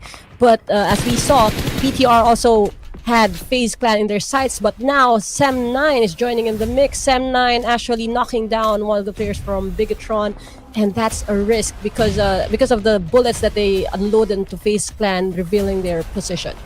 Man, so my prediction is out. Experts' prediction is out. You might win the first prediction here, Coach. Wow. I don't want to jinx it, guys. Let's not jinx 7-9 versus Bigatron still on the board. And also we have 3 teams with 4 players. So that's going to be a risk. Okay, GLU and D plus Kia and Sam9 all with 4 players trying to find the great spot to divide and conquer right now. GLU are more sticking together, but D plus Kia sticking to their 1 and 3 man position right now. Again, FaZe Clan miraculously surviving right now with just a singular player, the Shopper. And we are seeing the blue zone close down onto the players. All right. Here we go. U-High. Okay, tried to do a massive spray. Unfortunately, he got spotted by Shopper. That was such a clean takedown. But GLU, Hexas, also getting some shots coming from Sem9. They seem to be getting the advantage here up against GLU. Hexas, I believe there's still time to get him picked up in this situation. D plus Kia here, 12 elimination points for the team. I mean, who can stop D plus Kia at this moment? Yeah, D plus Kia actually really trying to flex on the other teams with the 3-1 position. They're seeing everything happen, but Nolblue is taken down. Sem9, 2 players are down, and things are not looking good for the dominant team, Sem9. They entered the last zone with 4 members, and now they're down to 2. FaZe Clan finally eliminated, with Shopper trying his best to extend their life here, and they are the 5th team out. Sem9 suffering from 2 knockdowns, only 1 player is up, and D plus Kia and GLU holding on to that. You know, I wonder, Coach Abby, because if you don't know, Zuxi actually came back to BTR, so I do wonder if he is playing at this moment. But anyway, D plus Kia right now suffering some losses here. But they were quick on their feet here. Now they're still trying to go up against GLU squad here. KF doing his best to actually survive the fight, but unfortunately also just made sure that D plus Kia will be the ones emerging victorious from this altercation. But you know what? The fight is not over just yet because Noel is still alive and kicking, although he is the last surviving member of his team. But you know what? It is getting intense already. We've got BTR throwing some nades up against Chief of D plus Kia, now executing a massive spray, and that's it for D plus Kia, another player out of the game. Yes, and what a turn of events. They were the best chance. They had the best chance with 4 players, and now Sam9 is also eliminated along with the other teams that only had 1 player. So now we have D plus Kia and Bigatron by Vitality with the best chance with 2 players each, and the sole member from GLU just trying their best to evade attack. Bigatron really going in, sieging and securing that kill. But let's see what will happen right now. Even playing field with 2v2v1. Yep, and you know, GLU obviously staying over to the west side of the circle here, coming from the mini-map. And then we've got BTR coming from the northern side, and D plus Kia, of course, will be coming from down south. So there is still space, of course, right in between all of this teams here. Let's see, we'll be making the first move. We do hear a lot of gunshots, but I think that's coming from BTR trying to take down Noel in the situation. But I feel like BTR, since they do have that high ground advantage, they're already managing 2 teams here. They are, and then now they're choosing to relocate with their vehicles respectively. They are trying to push towards where the D plus Kia team is at, because they have a bit of cover here. And here we have the siege coming in, and that is Bigatron. Cure him down, and we only have 1 player from Bigatron. Is the siege gonna be worth it for him? D plus Kia holding on to their compound right there, evading that attack, and we have Nona singularly trying to secure that shed, and he is down again. Bigatron by Vitality is not gonna be part of our last 2 teams. 2v1 situation. Let's see if Noel can actually pull off a miracle here, or maybe pull off a great clutch here up against D plus Kia. But we all know D plus Kia was able to secure a chicken dinner. And it comes to momentum, they pretty much have it down already. But 16, oh my goodness, this is such an explosive performance coming from the Koreans, and they're putting up a great show, you know, for all of the fans down there in the comment section. But hey, this is how it's gonna go down for the side of GLU as well. Noel, what are you gonna do here, brother? It is time. If he gets this, he's gonna be the first Noel. Yeah, it's too early for Christmas, but yeah, here we go. We have Noel with the 2 players D plus Kia split, and he is being sandwiched right now, and they are pushing forward. We have Fabian Asal from the Korean team trying their best to get the hold of him. He's trying his best to go in and out of their vantage point, but it's going to be a challenge here as we see. And he's doing the jump shot, and that is not enough. Again, a very dominant performance from the Korean squad. D plus Kia is our winner.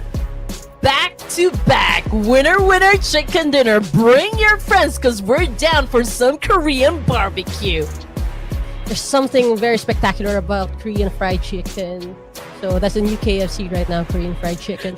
Yeah, winner chicken dinner again for D plus Kia. That's such a great performance, finding their spot, sticking to their strategy again with that high ground for the early to mid game, where they were able to see the rotation for other teams, which they also saw from the first map, and now it's paying off.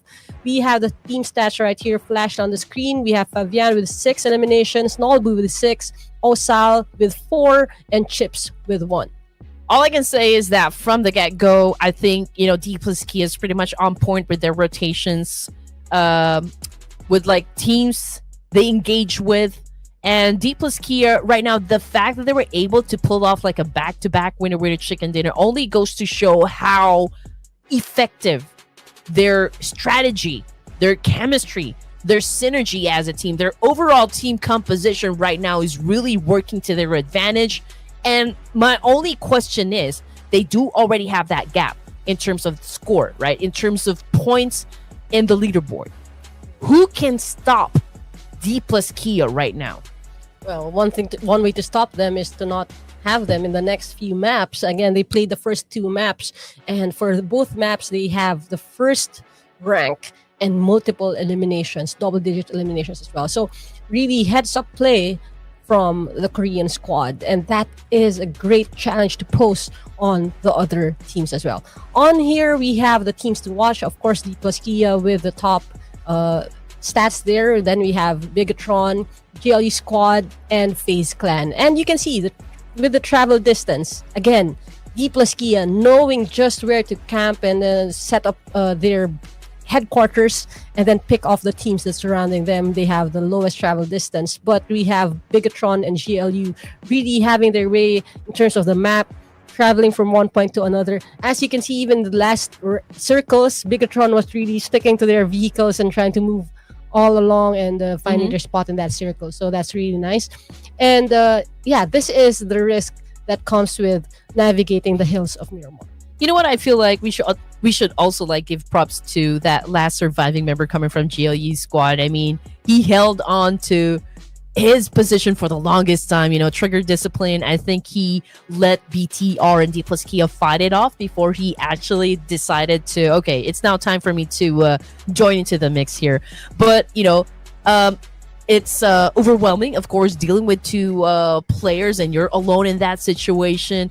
All you can do is just really strike that shot, you know, like shoot your shot and just wait if like everything's gonna work onto your side. But unfortunately, you know, D plus Kia, again, every advantage is working out for them. You know, it was pretty obvious that D plus Kia will be the team that again will secure that chicken dinner. And speaking of securing a chicken dinner, we also have to give the spotlight, of course, to this player right here, D plus Kia Fabian. 949 damage output, 6 elimination points, and a total of 28 minutes of survival time. The MVP of the match, ladies and gents. We have a great showing again for Fabian, knowing which spots to take, knowing when to push, when to be aggressive, and when to really defend their spot.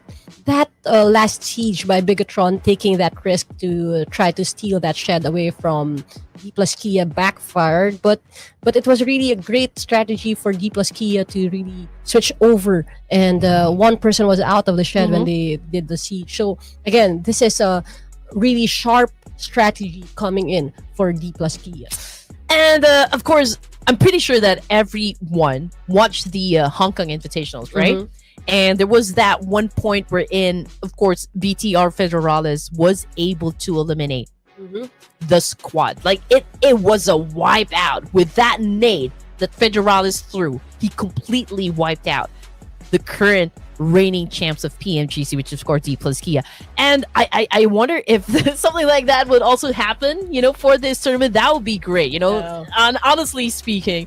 But 27 points, a while ago it was 23, plus another 27 points for D plus Kia. They are now holding on to that top spot of the leaderboards. Now, coming in to second place, we got Bigatron, of course, with 17, and then GLU Squad with 10. But as for D Savior of Vietnam, Hora Esports of Nepal, and of course, Kinotrope Gaming of Japan, well, they're all zeros, but fortunately, you know, we still have a lot of games, you know, for this evening. This is just day number 1 of the playoffs, and a lot of things can still happen, you know. They can still talk about things that went wrong. They can still alter their overall strategy here, you know, to go up against, you know, the teams here, change their approach whatsoever. But checking out the stats, 150 from 103 from the previous match. That is a huge jump, I can say. So I'm still like expecting that this number would go high. And as for the longest elimination distance, we've got Hexas over here with a mix of a dragon and a Power Ranger shirt right there. I mean, like, they do have the coolest varsity jacket, and I hope that you can send some our way. Hey, that's really cool.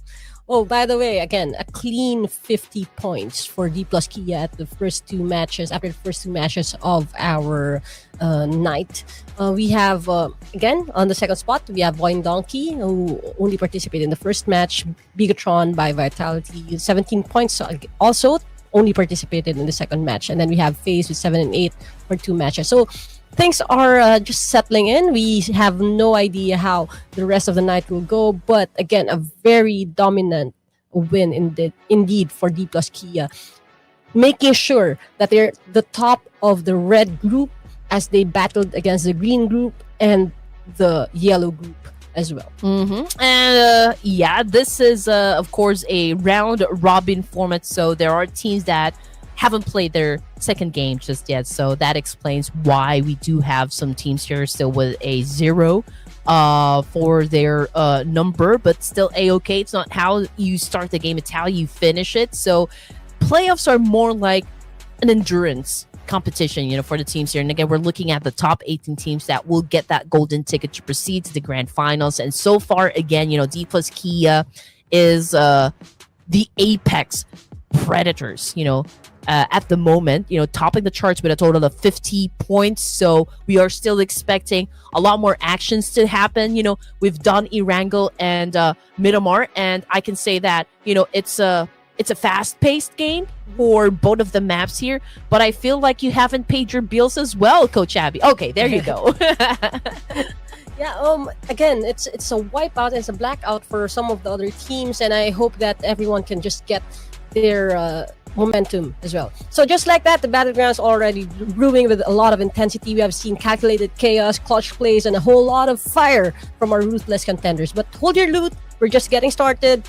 Take as much time as you need to get that snack, get your friends ready for the next battle, and recharge. Grab your snacks. After the break, we dive back into the action where every zone matters and every frag counts. You're watching the Ruthless Invitational Showdown Season 11. Don't go anywhere. The mayhem will continue.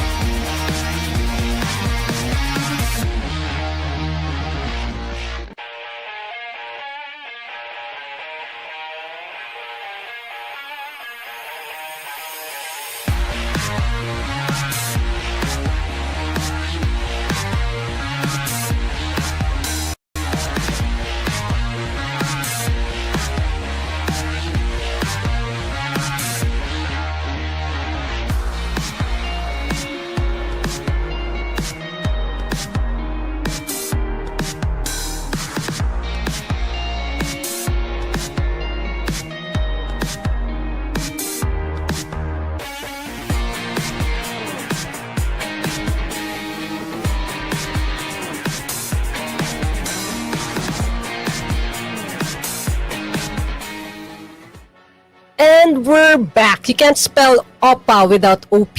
And is D plus really OP for this tournament? Welcome back to the Ruthless Invitational Showdown Season 11. We've already seen some teams flex their Series 5 power, especially D plus Kia, making waves with those calculated pushes, those clinical finishes, and everything else that they did to secure 2 chicken dinners. But the question now is, will another squad rise to match their dominance, or are we just witnessing the start of a one-team reign? Up next, we have a fresh drop, a new face-off, and a chance for another challenger to stake their claim. But here we have a familiar face right beside me. You have caster Red Queen Andy trying to call out the action as best as we could. Okay, for more match 3, we are back in Orango. Are you excited for this one? Oh, definitely excited. But you know what? D plus Kia, after that dominating performance, they're going to take a break. You know, I do wonder, though, if that's going to hurt their momentum or is it going to do them good? You know, but so far it is, they have been winning the chicken dinners Gangnam style. But, for the third round, Coach Abby, we're going to have like Group Green versus Group Yellow. So, who are you going to go for? You know what? You were this close to actually getting that prediction. Yeah, I was. So let's just do a quick prediction right now. So no more red group. So it's green versus yellow right now. Let's see. Who was almost there? I'll go for E-Arena. Okay, I'm going for Sem9. Sem9 was right there, almost there. I think they exited top 4 for Miramar. So I think they have a little bit of momentum in their way. So all right. So Coach Abby is Sem9. Sem9. Red Queen is E-Arena. Experts' prediction is dun dun dun dun. Come on, guys. While waiting for the experts to actually lock in their prediction, we'd love for you again to join this fun. Come on, let's go. Let's just have a great time. This is, of course, the Ruthless Invitational Showdown. It's an off-season tournament, so let's just chill. Let's just have some fun. And we are just, of course, looking at like what kind of rotations we will be seeing, from the teams. But anyway, okay, Alpha Gaming, the dream team. The superstars, like, I don't know. Is East playing? Is East gonna play? I don't know, but yeah, the last one, the last game, yeah. right? So, yeah, I wonder, how East is going to affect the overall gameplay, for the side of Alpha Gaming. We all know that he already played with Top and Dog. He doesn't have an experience yet playing with Jol, if I'm not mistaken. So I think that would be the challenge. But when it comes to like the overall synergy and chemistry, I think it's there. It's already there. Yeah. So are they really gonna be dominating not just this tournament, but of course, the upcoming official tournaments? What do you guys think? Please let us know down there in the comment section. Are they gonna be alphas? Let's see. Okay. Heading over to the match number 3, we are going back to Orango. Our OG map is where everyone gets their stripes and gets their XP. So it's going to be exciting right now. We have the Group Division Yellow and Group Division Green going head-to-head. Vitality GLG Squad, Vampire Esports, Nongshim Red Force, King Trope from Japan, Sem9, Arena, D Savior, Boom Esports, Talon Esports, Boing Donkey. If you're looking for them in the comment section, they're here. A1 Esports, Fourth Thrive, Team Secret, Yangon Galacticus, and Alpha Gaming. You know what? So Void Donkey is coming back to play for this round. So a while ago, if you guys missed the action during game number 1, they were able to finish the game with a double-digit score and also with a high placement as well. So I wonder if they're going to be continuing with that momentum coming back into match number 3.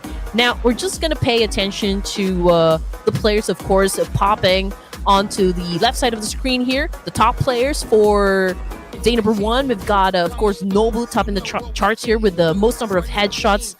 Mostly D plus Kia members here, even with the highest damage. It's Nobu, Pavian, and Osal here. Most eliminations, it is still the same lineup. So who's going to be breaking, the numbers set out by D plus Kia? So most knockouts, we've got Alva here, the only member not part, of course, or the only player rather not part of D plus Kia. Now, let's focus our attention, of course, to the flight path. It started from the north side, going down, of course, around Milta area of Erangel. But so far, again, this is a fair flight path here. But I can see that there are a lot of teams flocking around, of course, the north and south side of Jorgapul here. So there's definitely a fight that will be brewing. I believe there's already one knockdown that just happened. We've got an exchange coming from D Savior here, going up against the Japanese team. Oh, D, what team is this? Yeah, Japan. Kinotrope. Oh no. Kinotrope is out, and actually it was DX4 who got 3 eliminations down with that speedy and smooth movement right there. So, before the 2-minute mark, we already lost our sole Japanese team, and I think it's a great time for them to rethink if hot drops are really the way to go. So here we have Yangon Galacticos trying to loot up, and we are hearing a lot of gunfire from the east side of the map. Here we have them with I think it's the Thailand team right here in the same vicinity as them. This is your pick, right? Red P? Mm-hmm. Oh no, and yeah, E-Arena is the team that I predicted, of course, going to win this match. But then again, they're up against Yangon Galacticos, which is, of course, one of the formidable teams that we have in the lobby. And here comes the attack coming from 456. Oh no, you do not want to mess. Of course, with 456 of E-Arena, this guy won Squid Games back to back. Or he didn't. Actually, he didn't. They didn't. Okay. Okay, don't spoil, let's not spoil anything. season 3. But yeah, player 456 with that clean elimination right there. The Yangon player caught with no weapon in hand, and that was a really easy knockdown and elimination for E-Arena. 1 point, and Yangon is down to 3 players right here. All right, here we go. 456 again, making a move up against Yangon Galacticos, trying to get close, of course, to the fire. Oh no! A little bit reckless right there. 456 was able to hit the floor with that nade coming from Yangon Galacticos. Say Cloud is definitely on point, but what an attack coming from Turny K, man. That was brutally done by E-Arena. Let's see if they can pick up the pace here. Joker with a massive spray, unfortunately, was able to he was able to get a lot of damage from that spray. And now here comes Murnat Boy making a move with an M762. Murnat Boy was able to get the job done. Now E-Arena also losing some members, although they still have 3 more, so they still have that advantage up against YG. Again, this is a very tight space for 2 teams. We have Yangon and E-Arena going head-to-head right now, and they are all suffering from damage. Yangon losing 2 players and E-Arena down to 3. Okay, we have Tourniquet right here on the roof trying to get some info and check out which actual building the enemies are at. But yeah, so much for the kill feed right now. It's some sort of calm before the storm. There is no other altercation happening around the map. But we are still looking at Galacticos. Romeo is trying to heal up before facing off against E-Arena. Okay, GLE squad is on the move. I think they're going to the hospital right now and trying to secure a place where they can loot up quietly and in perfect peace. And that's what's happening on screen right now. But they are really close to where the action was happening a while ago. So they had to just check it out, see what's happening there. And when they saw there was 2 teams, I think they moved out. Yeah, I mean, you have to talk to the team, right? Like if you guys are gonna go for a battle or not, because like if you are ready to actually engage with another team inside a battlefield, you just have to commit to it. Otherwise, it's not gonna go smooth, for yourself or like for the rest of the team here. But so far, I don't see any teams colliding just yet. So this is again another downtime, since we are just at stage number 1. So everyone, of course, is trying to perhaps get everything they need first before they actually step into any battles. But that's one of the best tactics to actually do when you guys are playing a battle royale game, especially in PUBG. You know, survival is still the name of the game here, so you just have to make sure that all advantages is working onto your side. But Joker again, it wasn't a great start, you know, for this specific player, but E-Arena again is a great team. They already know what to do in this situation. Fortunately, Turney Cake was caught off guard there with a massive spray, and I believe that's coming from Yangon Galacticos. And they were trying to exit that whole area where they are facing or in the stalemate with Yangon. But now Yangon knows exactly where player 456 is, and they have an idea where C2 is too, because that's where the vehicle stopped. So right now they're still setting their eyes on securing that kill and taking down E-Arena. Oh man! All right, here we go. Here's a Murnut push. Boy. Yeah. Oh man! One shot, one kill right there coming from Murnut Boy. Yangon Galacticos with a takedown. 3 points in the bag there. Murnut Boy with 3, man. This is he's on a killing streak, I can say. 456. What a turn of events here. He is now the last surviving member here for E-Arena, and Yangon Galacticos is on a hunt.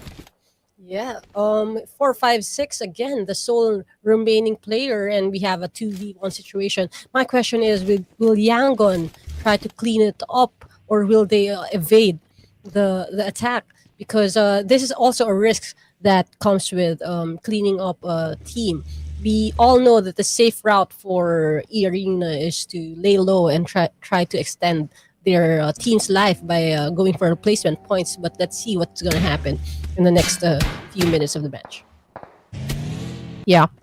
I mean, obviously, he doesn't have, his teammates anymore. You just got to focus on longevity at this point because of, we are just at stage 1.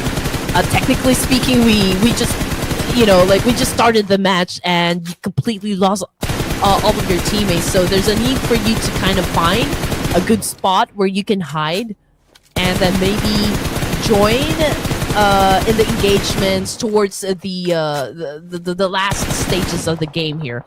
But at this point, all you can do is just really be proactive in the situation and collect as much placement points as you can. But so far, we're looking at 15 teams remaining here for stage number 2 here in Erangel. We're looking at Voin Donkey. They are holding on to this Gatka mountain. They do have that high ground. We all know that this is such a great vantage point, in Erangel. They could potentially score a lot of LMs if you stay in this spot. So let's see if Voin Donkey can utilize and maximize this position. Yeah, that's again a really smart play. One of the ways to really make sure that you have a chance or a shot at every team that passes by is to secure a place on top of the hill and then just be updated to the movements. That's what exactly D plus Kia did in the previous matches, and Voin Donkey is doing the same thing here. But if you're the king of the hill, you're also at the mercy of the map. If the map goes somewhere else, then it's all sideways from there. We saw that the map moved to the southwest side, so people are still making their way, finding their space there. We have Sem9 and Long Shim with an engagement right here as they're making their move. 2 Sem9 players down, 3 Long Shim players down, and that is it. Eliminated. We have Long Shim is really doing their best, but Sem9 cleaning up. Yeah, and A1 Esports just capitalizing on this. I mean, obviously, Sem9 came from a fight. They lost 2 of their members, but they're still trying to do an effective counter so far up against A1. And right behind them are the boys of Talon Esports. Man, Sem9 is not really catching any breaks here. And now Talon will definitely go up against A1 in this situation. Let's see who's going to be winning the fight here. A1, they were here first, so let's see. I mean, obviously they do have that advantage, but with that nade, Hitman down on their ground, Talon Esports gaining some momentum, but they are also being targeted by another team, and that will be Alpha Gaming. Oh my gosh. One team after the other. Everyone's just trying to get a piece of each other, trying to third party as well. But we have a very tight space for everyone. Talon takes down Hitman. Alpha Alpha's here. I don't know what's happening on the screen. The kill feed is lighting up faster. And we have action coming at you. We have Talon being attacked by A1 as well. Again, this spot seems to be the right place or the wrong place for all the teams. Yeah. Okay. Knuckle with 3 eliminations, and Alpha Gaming is joining in, taking down Talon players left and right. And so we have 2 more players with Talon, 1 surviving. And Alpha Gaming East is down, but that is it for Talon. With 4 eliminations, they are out of the game. Look now, we have the Savior joining in right after that, taking their chances and attacking Alpha Gaming, knowing that they're also recovering from that previous altercation. So we have a 4-man team pushing in. 2 players are down for Alpha Gaming, and that is it. Joel also bites the dust, and that is the end of Alpha Gaming right after Talon. Welcome to PUBG, Coach Abby. This is how we do it. Now you see the back-to-back action coming from all of the teams here. Man, that was a party. That was such a fiasco. Chaotic, and we love it. I mean, that's the action that we came for, ladies and gents. And just like that, we're looking at 10 teams remaining. That was just stage number 3, and we still got more teams here ready to fight for that 3rd chicken dinner. And the best part is everyone just gets points. Because Alpha A1 gets 3, Sam9 has 4, Alpha Gaming has 4. Even though they exited the match, it's because everyone was in it to kill. And Talon also exited with 5 points. So that's what it meant to be the king of that specific hill. Oh, man.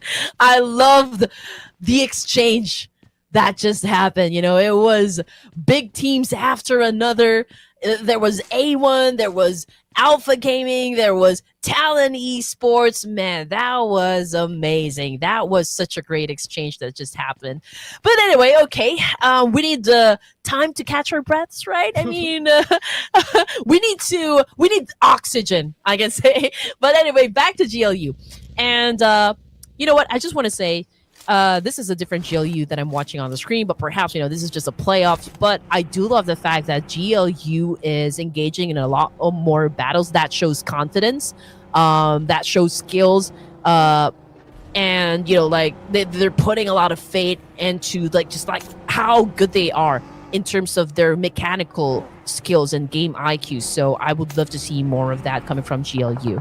Now, back into Boom Esports. Yeah, they're pretty close with GLU squad as well as BTR. This could be like a 3-way battle right at the edge of the circle here. But there's also another team just lurking within proximity. So we're definitely going to be viewing that in just a while. If I'm not mistaken, that would be the Wolfpack, Boom Esports. Mm-hmm. This is exciting. We have Falak actually getting a headshot of the Savior player on the kill feed, and that seems to be a long-range shot.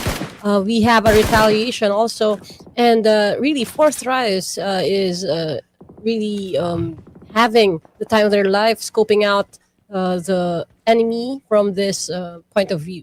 Okay, quick look at the map. We are headed over a little bit more on the shore side of the east, but that means that it's going to be tighter for everyone else. And those with high ground would have to risk moving down to the slopes and getting to the banks of the shore right there. So we have these Saviors seeing Void Donkey coming into the zone, and they have the time of their life now. They're seeing the vehicles from Void Donkey, and multiple players are trying to see. GLU is following closely behind. So again, we have a multiple team altercation here.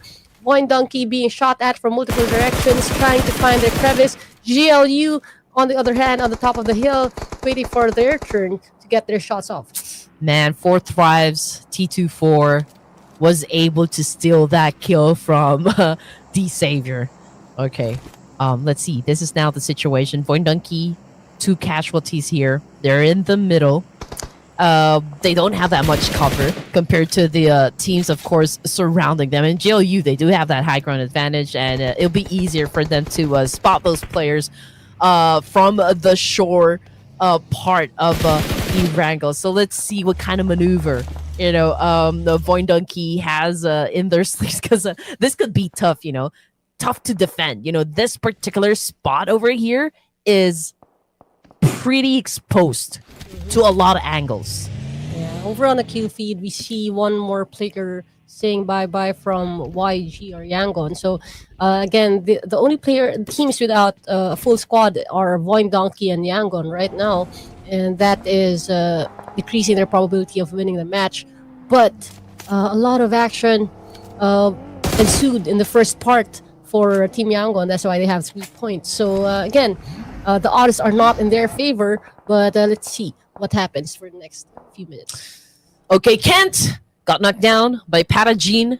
We've got Noambon from BTR getting knocked down as well. Oh, and that goes, like the rest of BTR getting eliminated, not just by D-Saver, but 4 Thrives as well. So we have now come perhaps to the start of the exciting things that could happen, since we are already at stage 4 here in Irango. We got Team Secret. They only have 1 elimination point in the pocket, but they are in front of Boom Esports. Potentially they could eliminate Boom, but then again, it all boils down at how good they are when it comes to execution. So let's see. Let's just wait for them to decide, when they're going to go up against, or like when they're going to be starting that exchange. But as for Yangon Galacticos, unfortunately, Romeo is the only member still alive, for this round. Maybe he could pull off a clutch. Maybe he could still get some numbers, for the team here. But it could be hard to pull off. But anyway, Vampire Esports. Okay, we've got Avina Jaye. I don't know how to read your name, brother, but yeah, I'm hoping I'm not butchering it whatsoever.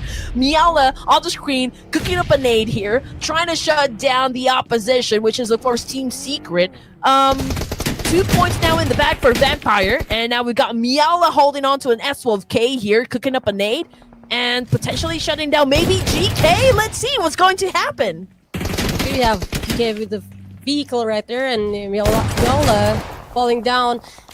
Again, it's a Secret versus Vampire fight right now, and if I'm not mistaken, it's a Vietnam versus Vietnam fight. Vampire Esports being sieged by Team Secret right now, and we have a secured kill for Miala. Team Secret being shot at too. Oh, GLU kind of got one player from Vampire, and we have Team Secret of Black with a kill feed taking down Zero by Boom. Again, people are seeing each other, knowing where each other is at. So the third party kills are coming from different directions right now. So it's so hard to keep up with who gets which point. But yeah, we're getting a bit of a break right now with Boom trying to chase Team Secret. Team Secret over the hill trying to evade Boom. But I'm pretty sure that they would have to leave some of their players right there prone on top of that shed. Man, that was such a bold move, coming from Team Secret, getting close to the opposing team. But anyway, GK with a massive nade, shutting down one player from Boom Esports. But both of the teams I can see trying to reset here in this situation. GK with an AUG, of course, trying to do a spray as well. But he is now switching into a nade here, potentially shutting down 2 members of Boom Esports. Can he get it done? Unfortunately, Master Zerdy, perhaps, he was the one who threw that nade and was able to put GK down. So again, Boom Esports trying to flip the script up against Team Secret here in terms of like the advantage, but let's see if they can actually follow it through. Boom was better at taking the Boom there, taking down GK and Zerus, and the Blazon actually knocked down Zerus, so Johan just had to clean that up. An extra point for them. But yeah, again, it's a grenade fight there, and Boom was able to secure that. Team Secret, Frankie is down, and that spells the end for Team Secret out at number 8. Oh man, here we go. 3 eliminations now for Falak of 4 Thrives. Hashtag pack on top. Let me see those supporters from Four Thrives down there in the comment section. Make some noise for Falak. And now switching into GLU squad, again, we got Noel. If you all remember, Noel was the last surviving member from the previous round. And now he is making those moves back again for this match. And just like that, with 10 elimination points, D Savior now goes back to the lobby, which brings them down to the final 5 teams remaining here. And guess what? GLU is currently topping the charts. Now, I spoke too soon. We're looking at Four Thrives dominating. Yeah, why did you not do this on the match 1? But anyway, I'm so happy for Four Thrives thriving in this match number 3. So we have a 4v3, v1, v1, v2 for our final 5 teams, and we have Vampire Esports, GLU seeing each other in the banks, and Falak eliminating the last surviving member for Yangon. So that's it. We are left with 4 teams right now. GLU with 3 members, and they're here at the banks looking it out with Vampire Esports. You know what? Looking at the situation here, Coach, Four Thrive seems to be holding on to a compound here, so they're just literally waiting for everyone to come inside the circle. But in terms of advantage here, and really the biggest chance of securing the chicken dinner, that would be Four Thrives.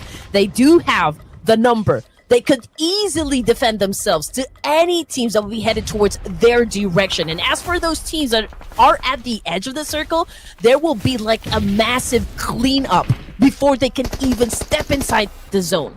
This is what I like about Falak. He's not resting inside the compound. He's actually being the point person right now, scouting out the other teams, making sure that's also stacking up points. That's really exciting. He has 5 kills right now, and he's making sure that they know where the other players are coming in.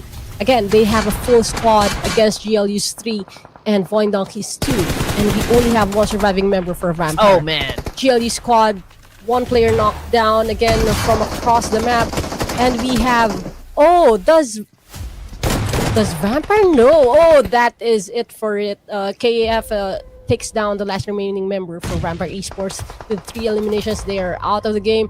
GLU hiding behind this shed, and Four Thrives knows exactly where they are. But over on the other side, we have another team, Wine Donkey, trying to dip in and get their points in the mix.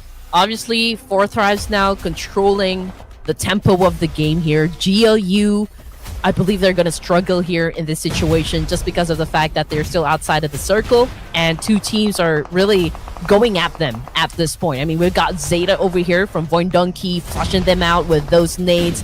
And they did not even stand a chance, you know. They don't really have... They're not really in the best spot.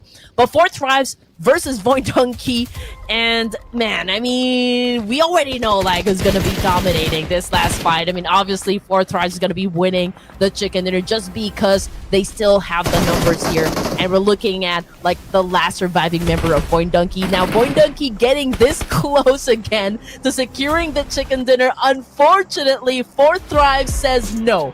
This is our time to shine. We are going to dominate match number 3 in Iraqal.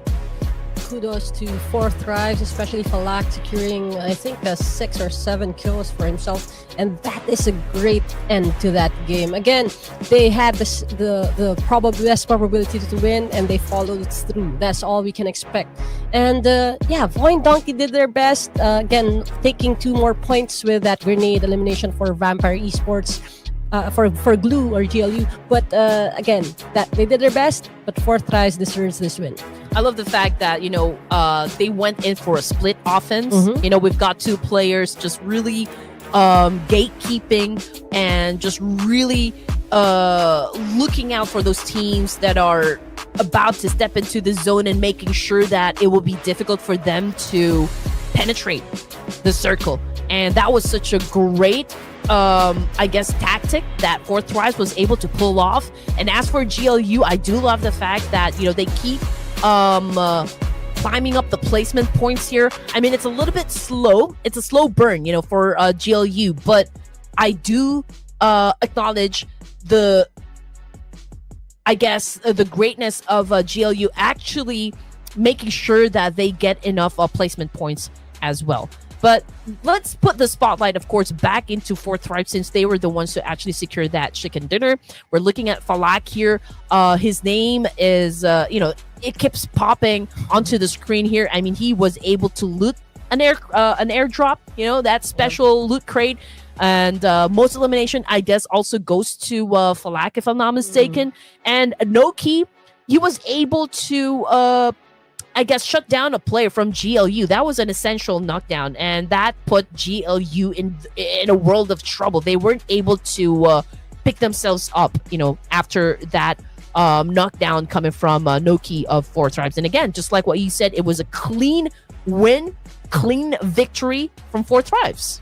Yeah, I wish I called it out this time because I bet on them for match 1, but I guess they needed a little bit of more momentum for that to happen. But again, this is a very great match for Fourth Thrive, stacking of the points. They are a team that really made sure that the odds are in their favor for this time. Voin Donkey traveled all along across the map. GLE squad doing the same thing with their travel distance as per the stats here. But yeah, D Savior, very, very violent, very, very offense-minded with all those throwables that they used. But sadly, they were not able to secure that win. 15, right? Man, it's really the 4th of July, for the side of D Savior, just throwing all of the explosives, up against their enemies. But anyway, head to head, once again, Fourth Thrives and Voin Donkey. Obviously, Fourth Thrives with a massive score here when it comes to their damage output, 1,643 versus a 991. 9 elimination points, 296 healing. Yeah, I mean, it's I can say it's quite a gap, up against Voin Donkey here. Again, a much deserving win for Fourth Thrives and for the MVP of the match. 6 elimination points, 620 damage output. I want to say, I just want to give props to Fourth Thrives. The fact that they don't even have any coach or sponsor for the upcoming PMWC or the EWC here. You just have to give credit where credit is due, I can say. I would like to congratulate, of course, Fourth Thrives for doing so well, making sure that they dominate. You just have to give it to them. So again, hashtag pack on top. But let's shed a light onto the other players as well. We've got DX4 here, DX Spadajin, and Akul of Talent Esports getting included into the top performers, for this match alone. Well, I gotta say, who needs luck when you have Falak? Oh, no, you have to say it again. You have to say it again. Okay. I'm gonna have to say, who needs luck when you have Falak? So he is bringing on the pain for his team right now with 10 placement points and 9 eliminations, 6 of which he secured by himself. So Falak really doing a good job. And sponsors, please pick this guys up. They need your support and they deserve your support. So yeah, Fourth Rise on top with 19 points, followed closely behind by Voin Donkey and Savior, tied at number 2 and number 3 for total points. But it's a very different scenario with these Savior's points coming from eliminations instead of placement. Right there, they have 1 point for placement. But yeah, we have Noshim Red Forest, Bigatron by Vitality, which is surprising, and Kinotrope Gaming being the bottom dwellers for this specific match. Oh man, it keeps getting better and better. We're just at day number 1 of playoffs here, Coach Abby, but how do you like it so far? It's really, really great action. I think no one's really pulling their punches. Even though we see Bigatron on the bottom of the list, we saw that was because they were knocking people down, but they were part of that series of altercations on that specific hill when we have maybe 5 or 6 teams going at it. So it's just really great action all around. All right, so far so good, huh? Okay, D plus Kia, just to give you guys, of course, the overall rankings, 50 points in total, still at the top of the charts here. And just look at that massive leap, coming from Fourth Thrive. 16 in total. Can I just say that? 21 points in a chicken dinner. GLU moving up 1 rank. BTR moving down 2. Same thing goes for FaZe. We've got Team Secret as well, climbing up the ranks here. D Savior. Okay, after I can say a so-so performance, not their best just yet, but the fact that they were able to climb up 15 ranks and now moving on to page number 1, that's totally great. Mhm. Again, this is the shakedown that we're expecting with the round robin type of play. So again, if you see blanks there, it means that the group is not playing. So we have 24 teams in total. Very remarkable. So we have 3 groups, and that is shuffling from one match to another, and an alternating map for Erangel and Myanmar in Miramar. So that's what we mean. If your team is not yet playing, just sit back, enjoy. But 2 other groups are playing.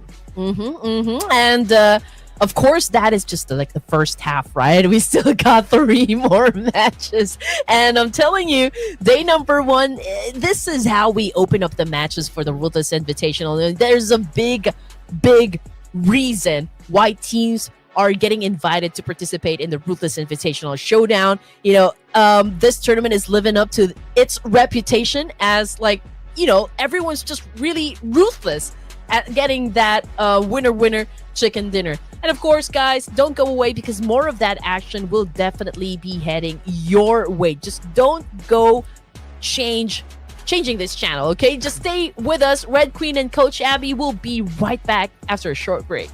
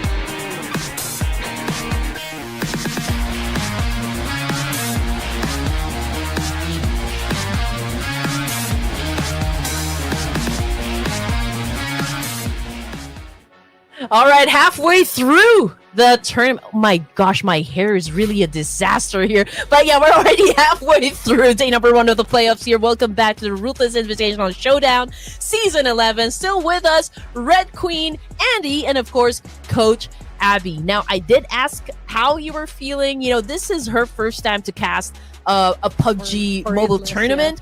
And again, how is it for you? Well, I'm really enjoying all the action. I've been playing the game since season 2, so I'm definitely an OG way before, before all the new maps and all the skins came out. I was there playing. So I'm really happy to shift from playing to casting the game for you and providing you the play-by-play. And I'm seeing a lot of good action also in the comment section, so that's nice. Send us all the love that you can, and we're really happy about that. Okay, for the next game, we have Group Red versus Group Green. Okay, so that's gonna be interesting. And we are dropping into Miramar again. PUBG Mobile's very unforgiving desert, and with its area, that's gonna be a great and interesting thing. So, red and green, red queen. What is your prediction?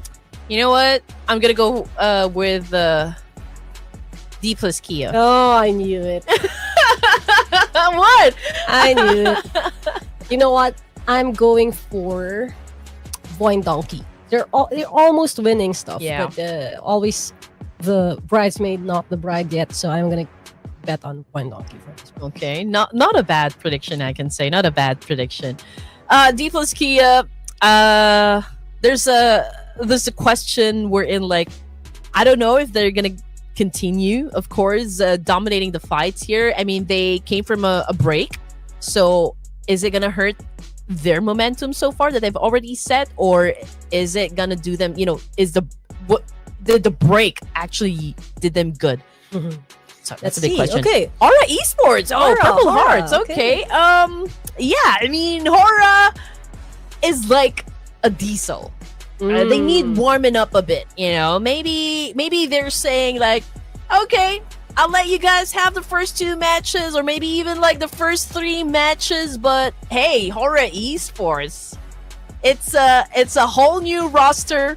It's a whole new team in terms of like how good they are at the moment. Man, definitely no doubt, and they are gunning for global domination. So I just know that these boys are really working hard, gearing up, making sure that they are all prepped up for the upcoming official tournaments.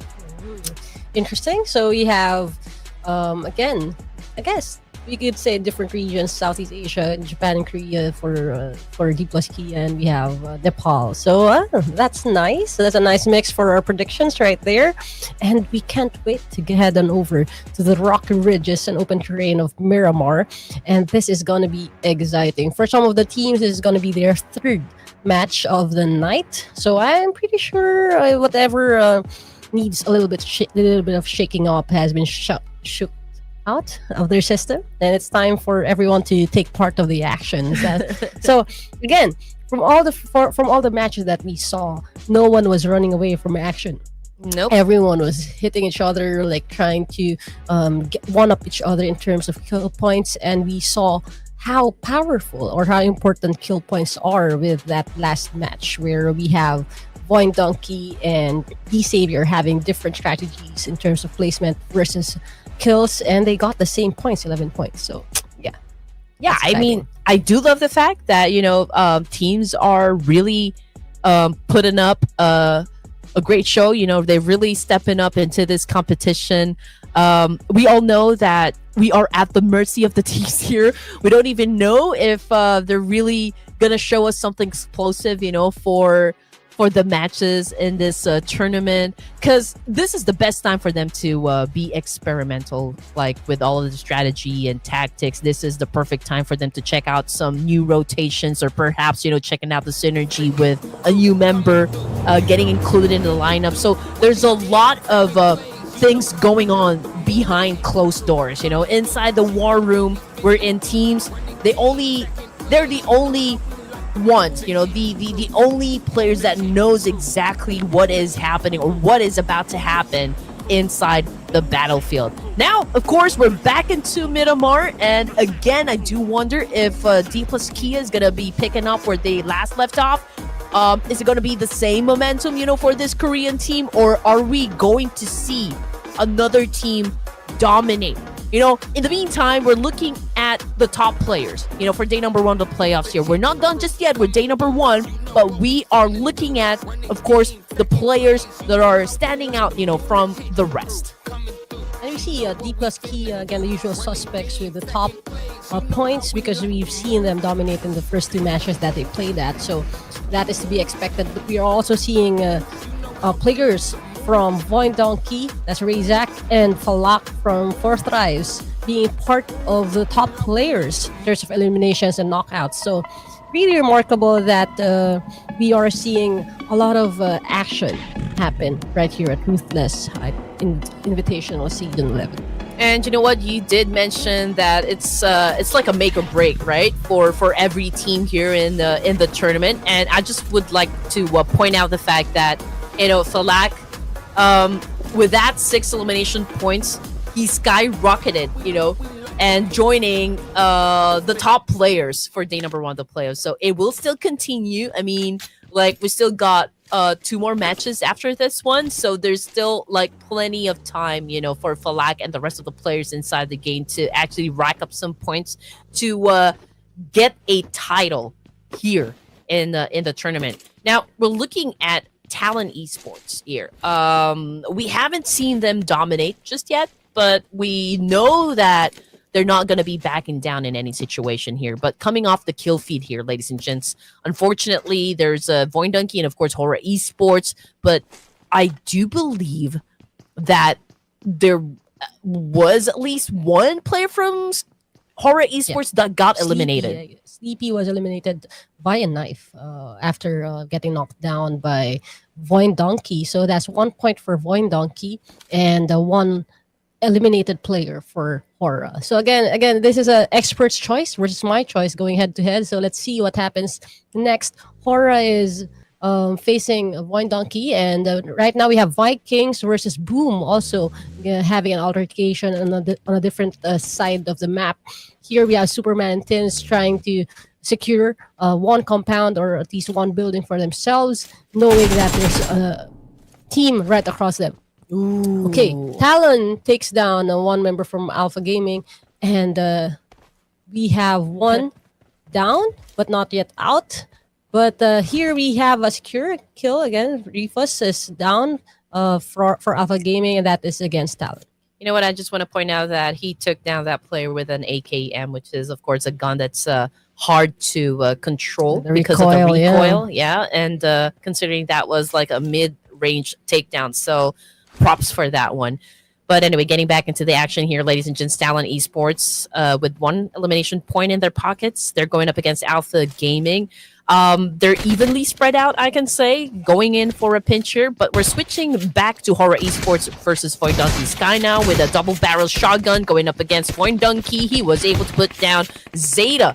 Now here comes Vexy versus Sky. Sky still trying to defend himself. Unfortunately, Vexy was able to shut him down, and that's confirmation coming through. Sky now has already been eliminated, and that was a win, coming from the side of Voin Donkey. Now Talon Esports also experiencing some rage coming from Alpha Gaming. We got East healing himself up, but as for Refus, man, he's no longer with the team here, at least for this match. Now East with a UMP going up against Talon. Unfortunately, a little slow on the trigger there, but can Alpha Gaming still win this clash? This is great action again from the first 5 minutes of the match. Hora down again with one player from Voin Donkey, and then here we have Talon Esports, Talon 1 securing that point. Alpha Gaming, East is down, and Joel from the other side trying to peek with that UMP and facing off against Talon. Oof, man. We are already feeling the heat, not just from the weather here in Miramar, but coming from the gameplays here from the teams. Now we've got a Q on the screen here doing a massive spray. We've got Talon, TLN1. Man, he's still trying to defend himself while he is burning alive and getting roasted alive. Now Yoru, unfortunately, the moment that he stepped inside the house through that window, he was able to be taken down by Joel. And now Alpha Gaming just eliminated Talon Esports with only 2 points in the bag here. But in that process, they also lost East and Refus. So that's still kind of tough, for Alpha Gaming. Definitely losing Refus before the 5-minute mark was really something they had to deal with. But again, props to them for eliminating Talon this early and getting all those 4 points for themselves. But here we have movement, Sinister with the rest of A1. Okay, that is not how you park your car, guys. Don't do that at home. Okay, here we have them trying to move into a compound right now, and then we're also watching Vikings trying to loot up. Again, we have a few altercations, a little quiet right now, but Hora is actually eliminated. So we're not sure what actually happened right there, but we did see some of their players being hit by a car. I think that is against Void Donkey, if I'm not mistaken, because Void Donkey clocked in 4 additional points while Horror lost all their members. Oh man, so a hit and run event, for the side of Horror Esports. Okay, so stage one, and we already lost a couple of teams here. We got Talon and Horror Esports, who left the game empty-handed, unfortunately. But hey, relax, okay? We're still at day number 1 of the playoffs here, and we still got 2 more games again after this one. So there's still like plenty of chances, for Horror Esports to get back on track here. But as for Alpha 7, oh no, Carillo seems to be having some sort of a car trouble here. I mean, obviously, his car is upside down. Somebody And call I the don't think it is towing. still going to be possible for him to use this car or like this vehicle, not unless there's a car that could, like maybe get it back to the road, or for that car to get back on the road here. Again, some interesting car trouble stuff. We have the parking problem, and now one roof is hitting the ground. So anyway, vehicles are such a huge part of Miramar map. It allows players to move along and find loot some other place. We have a grenade knocked down. Rosemary down for the count, and Team Secret is again facing off with Alter Ego right now. Wow. Alva doing his best, taking down 2 members, dropping down to the ground. Alter Ego has 1 player knocked down, and across Krypton also drops to the ground from Team Secret. Rosemary is secured as a kill, and 2 players are up for Alter Ego. I love the accuracy displayed by Alva with the peek and shoot, putting down 2 members of Team Secret all by himself, single-handedly. That was top-notch performance coming from Alva. And now we've got, of course, still Team Secret on the screen here going up against Alter Ego. We got Zerus with a shotgun. That was an effective counter, putting down Alva in the situation. Now it's up to Moana over here. Alter Ego is now trying to get closer to where Zero is at the moment. Now Zero's cooking up a nade here. Can he put down Moana from this angle with that nade? Moana trying to dance it off. He did not hit him with a nade, but he actually shut him down with a shotgun. And that is it for Moana and the rest of Alter Ego. They are out for this match. So with 2 points, they are exiting, and that's to be added to their 10 points already secured from the previous matches. Again, this is a great spot that Boom has. They can see RRQ right there moving in with a buggy and a car, and they are pushing in, going full commit to try and raid this spot and take it away from Boom. Again, this is the only way to do it. You have to commit to compete. That is the name of the game for PUBG Mobile. All right, here we go. RQ coming into play here. We got Boom Yummy getting, getting massacred by RQ. 1 point in their pockets. We've got, of course, Oxygen, if I'm not mistaken, at the rooftop, trying to dominate Boom Esports. And there you go. Zero confirmation coming through, or Zerk rather, had already been eliminated back into the lobby, and now Octa is the lone wolf. But he caught a nade to the face, and that was such a brutal move coming from RQ, I can say. Now 3 points in the bag for RQ. Lapar doing a job there. Everyone is making Boom pay, and they did such a flawless siege of that compound right there. Boom knew they were coming, but they were not prepared for that siege done by the members of RRQ. A very worthwhile risk to take for them. And FaZe Clan right now knocking down 1 player. The thing with Miramar is you have all these CQCs, and you also have to be aware of the ridges where you can expose yourself the moment you take a peek. So all that has to come into play, and we have FaZe here looking at Team Secret from across, and they're watching the movement. Again, trigger discipline being exercised by FaZe Clan right now, with 1 point to their name. Team Secret is trying to evade. Again, he's a lone wolf for his team, so that's a very smart move. But the thing is, how can he delay or deny that kill?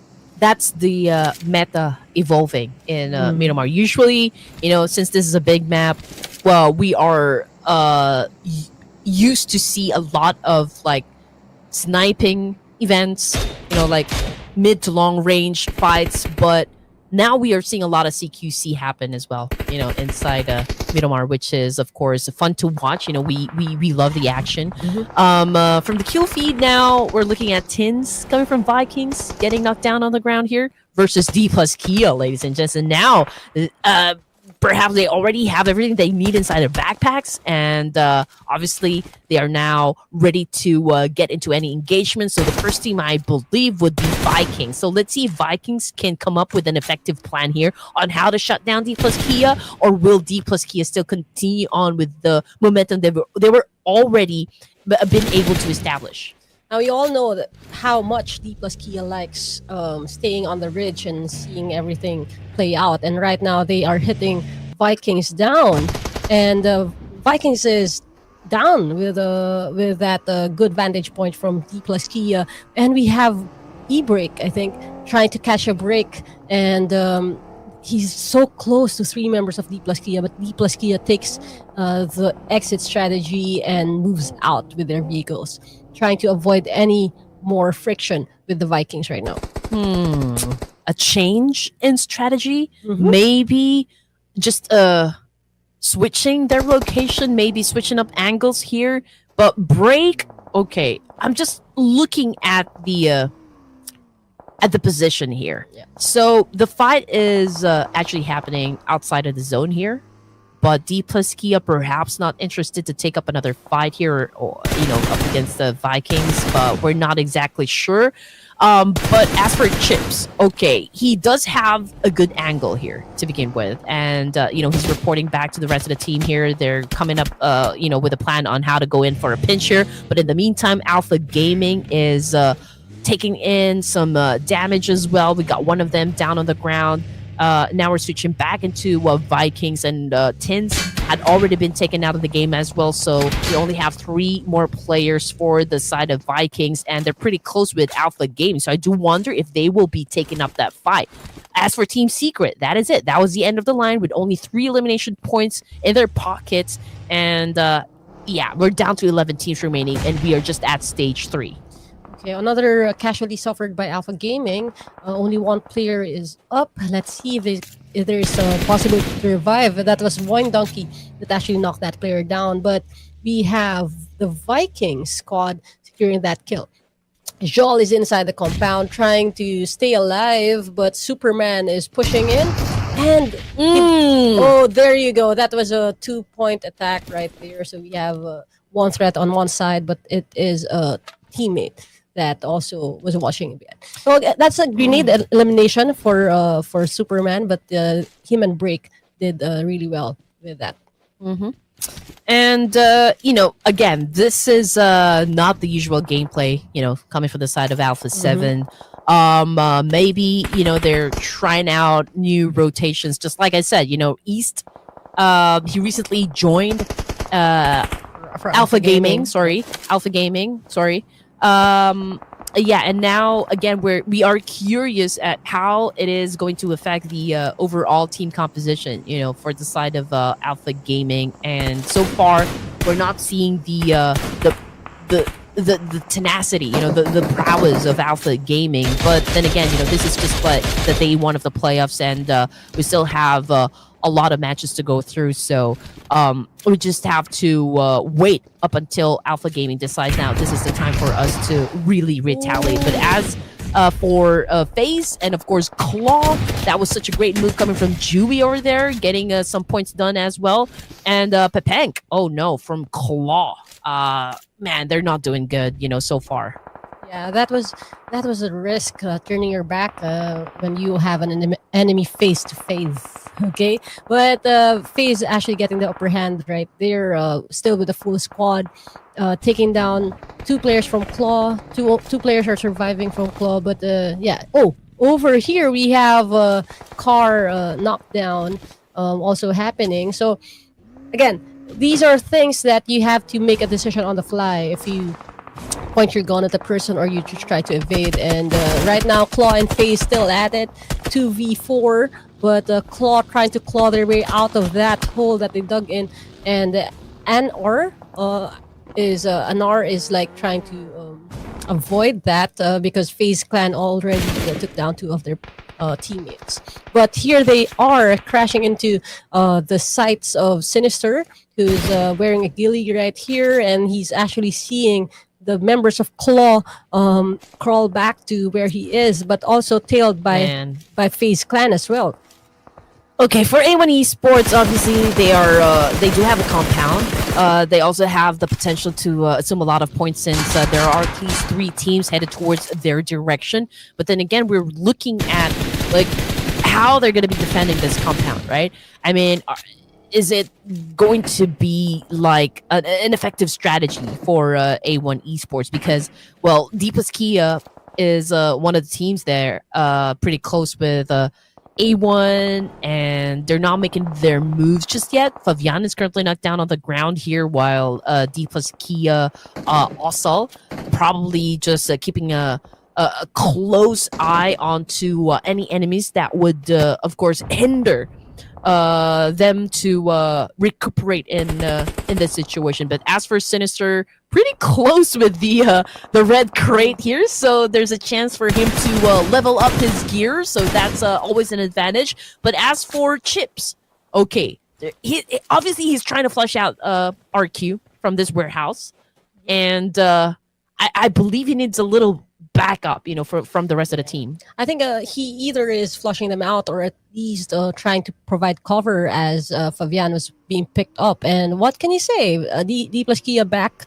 with 4 members. He succeeded in distracting some of the other players from the other team. And now D plus Kia is back with 4 players. The question is, will they siege this compound or will they move out? Some smokes are being dropped and RQ is actually making their way across. So now D plus Kia is they are exposed here, and the Vikings actually was the one that took down one of the members of our team. Oh man. Nolbu now pushing through, Oh, no! securing that, and Favian is at risk again, very low. Sinister also dropping in the hands of D plus Kia. How is D plus Kia keeping up with so many teams being around them? I don't know. They must have drank something real nice and ate wonderful chicken dinner right at the break. Well, I do understand the struggle coming from the side of D plus Kia, since they are the ones trying to get inside the zone here, so they will have to deal with at least 2 teams in front of them. That would be FaZe and A1. So let's see if D plus Kia can be successful in maybe putting down a team here, but it will be difficult. It will be a big challenge for the side of D plus Kia, just because of the fact that, they're managing 2 teams, and A1 is inside a compound here, which is, of course, very difficult for any of them to get knocked down at this point. Again, FaZe and Claw still at it. One of the players from FaZe being taken down by one of the players from Claw. Again, they've been at it for 10 minutes, I think, and they're still on the tail of each other. FaZe with a grenade to Anne, and another retaliation, this time from Yangon for FaZe Clan. So again, Miramar, the challenge is this ridges do not provide cover from all sides. So if you start attacking, you'll be attacked by another team from another side. Alright, here we go! D plus Kia trying to make a move up against A1 Esports to get a hold of this compound. A1 seems to be doing a good job as well defending, but D plus Kia doing some effective counters as well. And look at that, Rowdy already the last player here from the side of A1. D plus Kia seems to be doing a good job here, taking a hold of this compound. A little weak when it comes to the defense set out by A1. And Rowdy, can he pull off a miracle here and actually win this fight up against the Koreans? Again, Sinister is down, but I'm betting he can still provide some info in regards to the people that are around him. So Rowdy is trying to get into this compound with 2 remaining D plus Kia players up and attacking him with shotguns. So this is the best close quarter combat that you can actually watch. We have a 2v1 Rowdy against two players. He's right here. He's prone. There's smoke all around him. He's trying to evade capture. And we have two players from D plus Kia. Are they staying? Are they securing the kill? Or are they just moving out?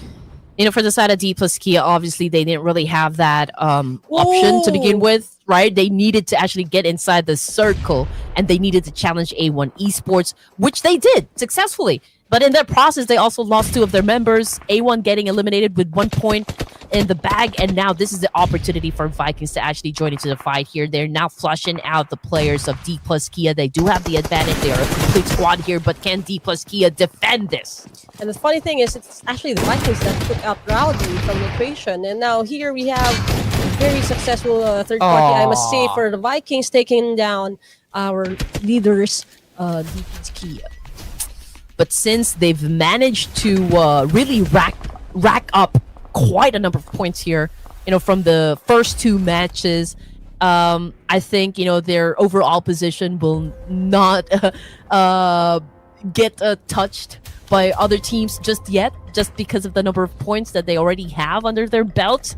But that was such a great move, coming from the side of Vikings. Again, timing is everything. You also have to consider that in the equation as well. But 5 teams remaining. Yangon Galactica's back at the top here. We still got 4 Thrives doing a massive performance here up against Vikings, making sure that, hey, you know what? 4 Thrives is here again for another chicken dinner, and that could happen since we're looking at 4 teams remaining.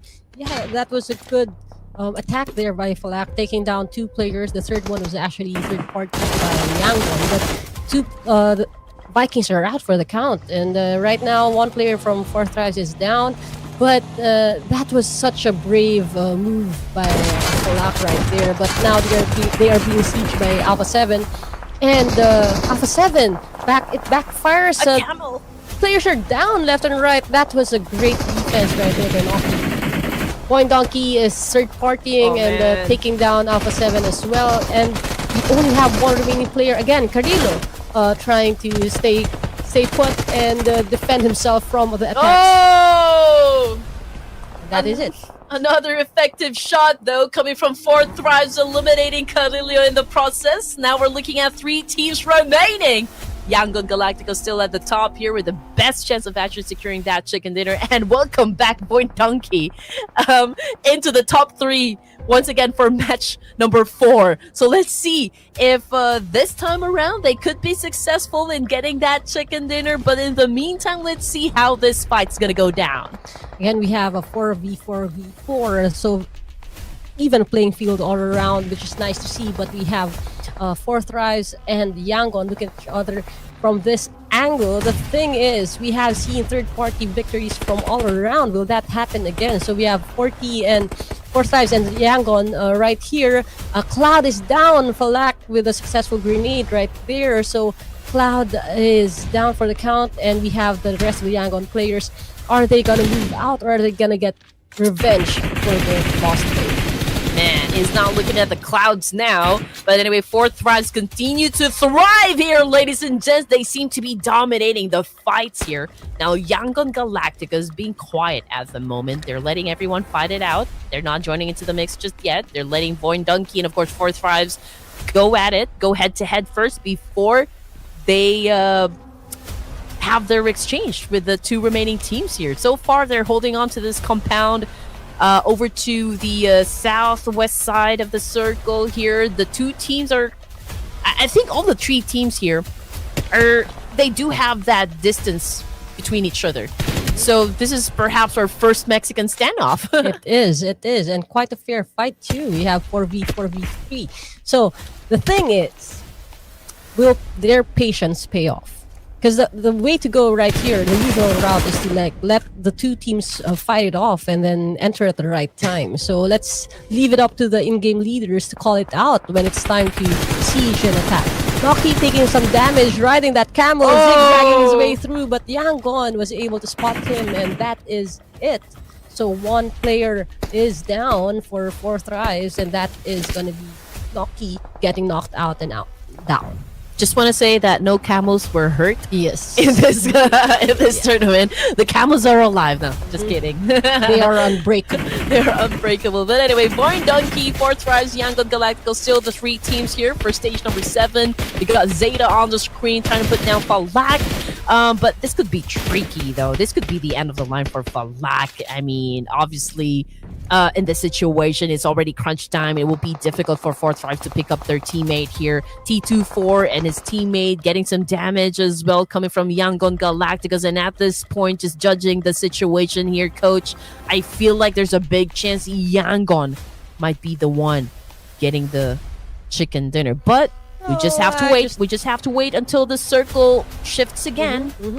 I mean, I put my bet on Boing Donkey, so I'm not gonna give up on them. But Fourth Rise is in the middle of the mix, and they're the patties of the burger right here, and that's not the good place to be at. Oh, Yangon with a headshot right there, and that is it. I think for Fourth Rise. Fourth Rise is out, so they're not a bad showing. At number 3, Yangon was speeding through, and Razak was ready, and Romeo's ready as well to clap back. Smile is down as well for the count, so it's a 3v2 player situation right now, and we are seeing the end of this match. Great timing from Boing Donkey, I can say. You know, the moment that Yangon Galacticos decided to actually leave that compound, it was like the perfect time for them to do that spray, eliminating a player from YG. And now here comes the attack. Here comes the offense now coming from Boing Donkey. It's a two split. Obviously, Razak cooking up a nade here. Same thing goes for Potato. Murnat Boy switching an angle here while Romeo stays inside that compound. What is going to be the situation? And that was such a great spot coming from Potato, putting down one member. And that is it, ladies and gents. Match number 4. Finally, Boing Donkey gets the chicken dinner, and Coach Abby gets a point for her team prediction. Finally, I have a point on my first time casting for Ruthless esports, so I just want to flex on that. But again, thank you, Boing Donkey, for securing that win.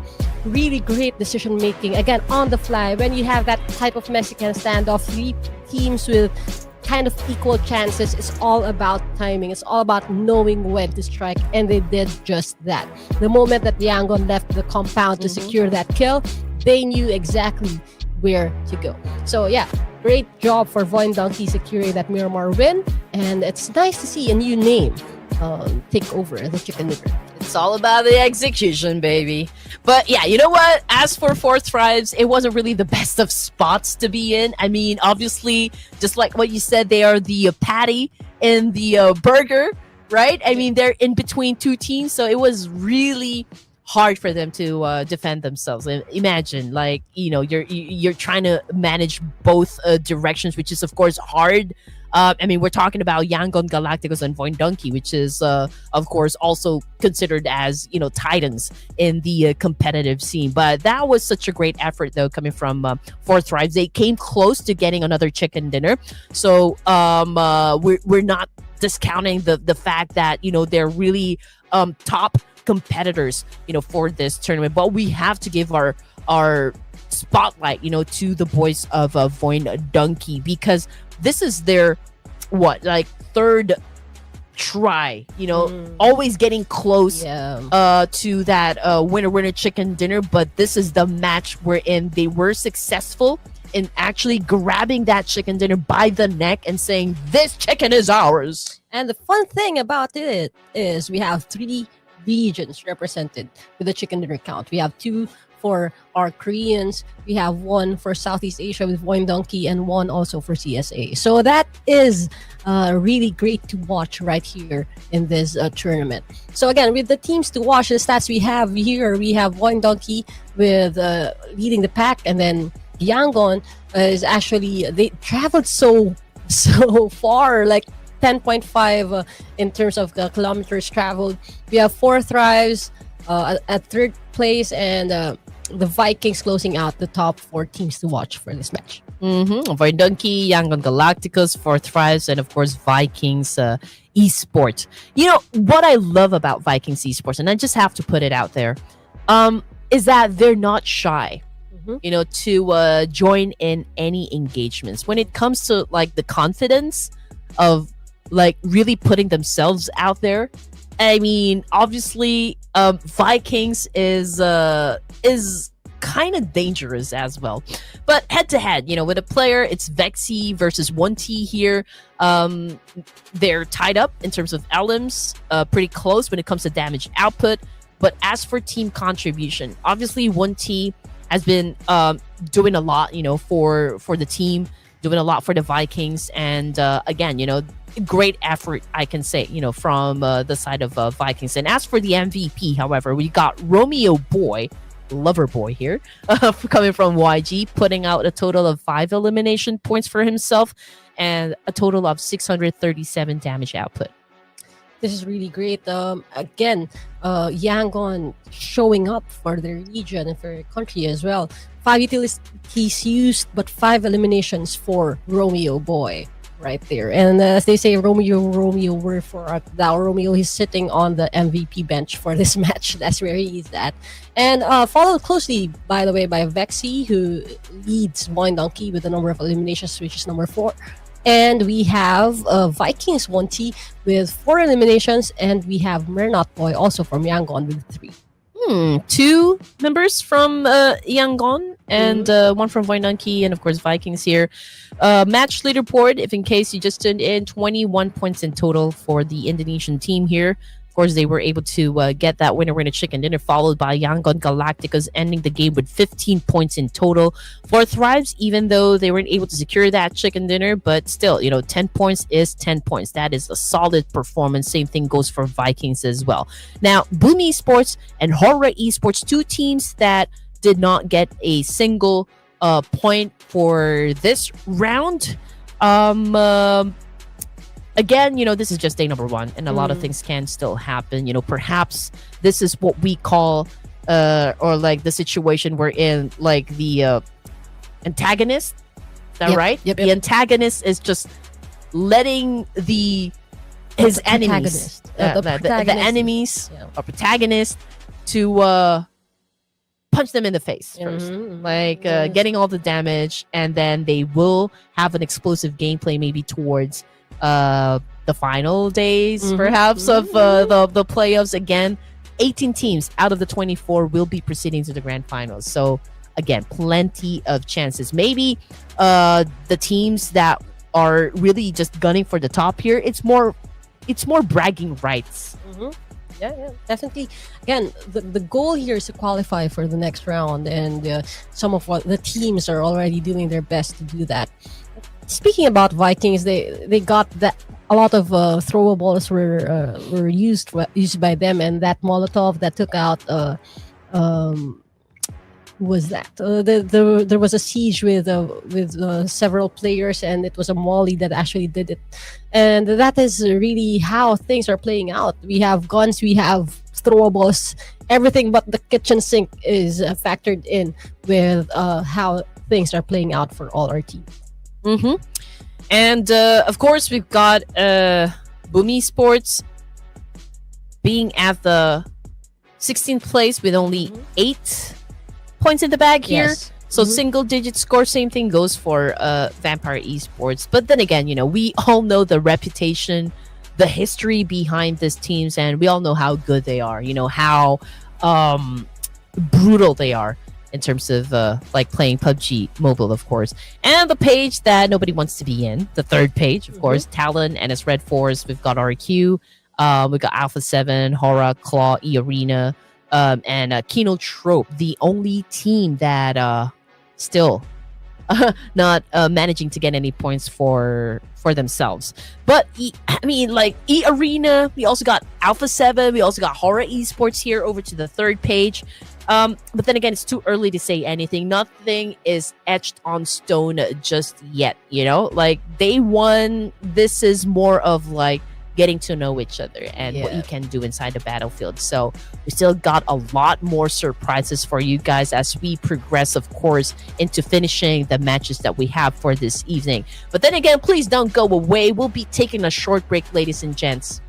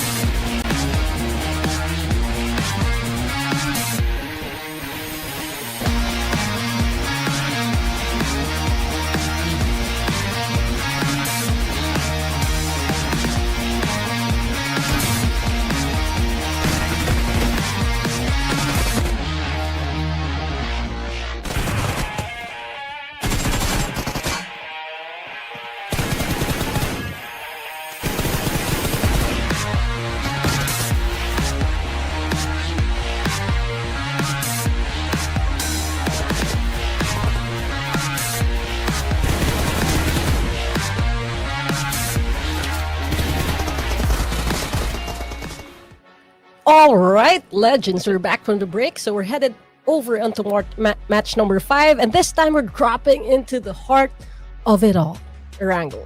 The original battleground, the blueprint of where chaos is, and it's still one of the most unpredictable maps in PUBG Mobile.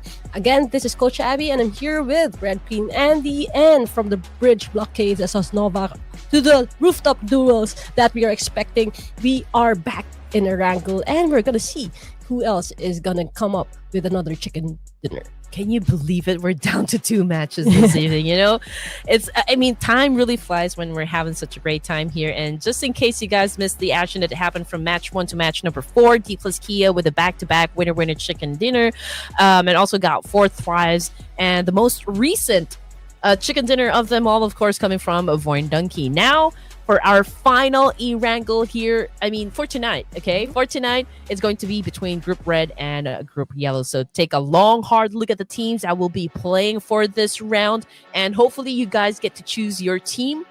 You know, who will be winning the 5th, chicken dinner. And my head is already spinning. It's really hard. I cannot even believe it. It's beginner's luck, for Coach Abby. She was able to nail a team here with the correct prediction. Voin Donkey, ladies and gents. And what happened to the expert? Okay, so let's try to make that 1 point grow. Right now, I'm gonna bet on Alter Ego. Oh, what? Same thing for expert? Okay, you guys are going for Alter Ego Ares? I'm sorry, it came up in my brain. Okay. A voice within is saying Alter Alright. Ego, so I'm gonna stick to that. Okay. Don't tell me you're gonna pick the same team. Come on, I know you. I know you. You have your, We're gonna make things interesting your for magic everyone. But prediction. just give me a list of the group Yellow and I have to think hard for this. I can't Okay. even believe you already have 1 point for yourself here. Okay. Man. Guys, help her decide. Come on. You know what? Oh please, okay. I'm gonna go with 4 thrives now. Oh, I don't think They're playing. Are they? Are they playing production? Okay, yeah. I guess they are. So it's a green and yellow. Green and yellow. Okay. We don't have. I don't think they are. They I think it's are? a yellow and red. Yeah, it's a yellow and red. They're not playing. Okay, come then on. Are you gonna stick with who am I gonna Kia pick? Just or pick for me. Claw? Pick for me. Okay. For you, I would pick FaZe. All right, face. Face. Someone- Face to face. Yes, Oh. it is time for all that aggression that they showed in the last match to come up with something. Well, Something. You know what? To be fair, we don't exactly have any There's no data method to this just madness. yet, right? No method. It's day 1. We don't know which teams are really gonna pop off. Who's gonna be stepping up. Into the first set of matches for this evening. Opening up day number 1 of the playoffs. So we don't know who's really in it to win it. But what I love about day number 1 is that you guys are having a great time. You guys are really, really how to say, Showing immersed love. into this whole thing and just really being passionate, when it comes to supporting your favorite teams and your favorite players. So let's continue on with the positive vibes.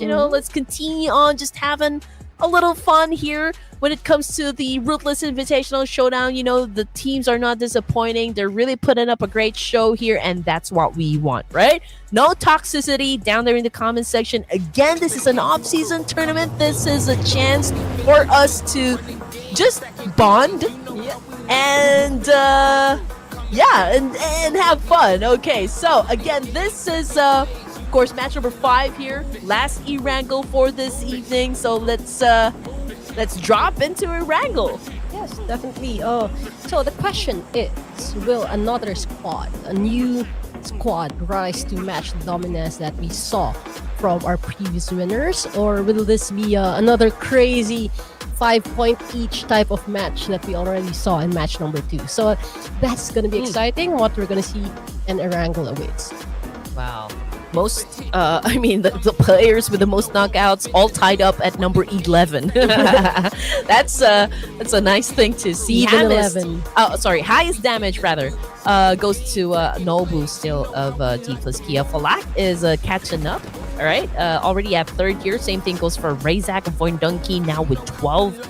But still, topping the charts here with all of the game titles are players coming from D+ Kia. And now this is quite a similar situation that we've witnessed just moments ago, in the previous E-Wrangle. Same flight path. We've got plenty of space, of course, going on, for the south side here. Same drop, I guess, for most of the teams here. I mean, the north and south of Jorgo pool is pretty much occupied. I can see Alpha 7. We also have the boys of GLUE Arena and, of course, Vampire Esports. And I believe this would be like the first area that we will be seeing a fight happen. But maybe, perhaps I'm wrong. But we're back in Pachinki here, ladies and gents. Yes. The territory of D Savior. And we have one team that's about to challenge them up. Again, we are watching Kinotrope. I'm hoping that they last a little longer than the usual here, and get some points on the board as well. But Lee Savior is looting happily right here on screen. Again, the next zone is going to be on the southwest side with a little bit of the military island right there also in the mix. So again, plenty of space for people to loot up and then head on over to the safe zone. But I'm still keeping my eye out on a crazy kind of zone shift that we haven't seen yet for tonight. So maybe that could happen for this one. And again, just to catch you guys up, this is between red and yellow. And we're looking at Pachinki over here, which is, of course, everyone knows about this, that D Savior, this is their turf. Okay, and we've got a challenger over here, which is, of course, Japan's Kinotrope Gaming. So far, so good. Nobody's exposing themselves just yet. We got Mark over here trying to get the vibe of the situation, gauging the situation. We've got Finale over at the rooftop here. Unfortunately, though, for Mark, he gets shut down, which is an advantage, of course, for the side of D Savior. We've got Tam on the screen here holding a shotgun. But you know what? D Savior's not even so eager to move. They're waiting for Kinotrope to actually head on towards their direction, setting up a trap. What I really am curious about is how Kinotrope is not backing down from hot drops even at this match. They're really trying to scrimmage and go head to head with famous hot drops, like this time with D Savior and D Savior 2504, seeing the rest of the Kinotrope players trying to cross over to different buildings one at a time. And we have Tamra on the bottom just trying to listen in and call out the shots. So he's very close to where Parajin and the rest of the gang is, but we already know they're at a disadvantage, losing one of their players. All right, here we go. Got D Savior now moving forward, getting close to where Kinotrope is at the moment. Tam is leading the charge here. He's the one pretty close to Parajin. It's a 1-3 split, obviously coming from the side of D Savior. We got Tam just really waiting for that perfect opportunity to secure a point here. We got Finale kicking up a nade here. We got Levi's also trying to get close to this. Two players coming from Japan. Levi's holding to an AKM. But you know what? Kinotrope also just waiting for D Savior to get close enough for them to be taken down in an instant. Yeah, we're here trying to witness. It's gonna be cheeky on Pachinki. We have Kinotrope and D Savior looking each other in the eye, waiting for whoever casts the first stone, if you must say. And again, 2504 still here on top of the roof, trying to scout out the people. One grenade actually landing the target there, and Tamra is actually being taken down by Parajin. So I guess that signals the whole fight between these two teams trying to exert dominance on Pachinki. Mark and Tam already out of the game here. Obviously, D Savior has the advantage. Pachinki had already been claimed, right? We have D Savior's name all over Pachinki. And Kinotrope is trying to learn that, but it is such a great shot coming from Ozzy-san. Unfortunately, though, he gets tagged from behind, so it's just Finale playing for Kinotrope. Can he do this? He's cooking up an 8 here, he is throwing it up against these Saviors, trying to make it a move, but unfortunately, that was the end of the line for Kinotrope, the first team to be taken out of the equation from the last E-Wrangle this evening. That's a great decision for the Savior, waiting it out and making sure that they don't lose a single member even after gaining 4 points. Really the king of Pachinki right now, the Savior. And we have Claw actually moving along and crossing the map. Again, from what we remember from that mini-map, the zone moved to the southwest direction of the map. So that's going to be one corner where everyone's headed over. Again, the first zone, so a little bit easier on the damage when it comes to the Blue Reaper. But again, significant in terms of timing, the crossing over, and if you have to go over the bridge, that's something that's also a factor. Vampire Esports, again, facing off against Claw right now.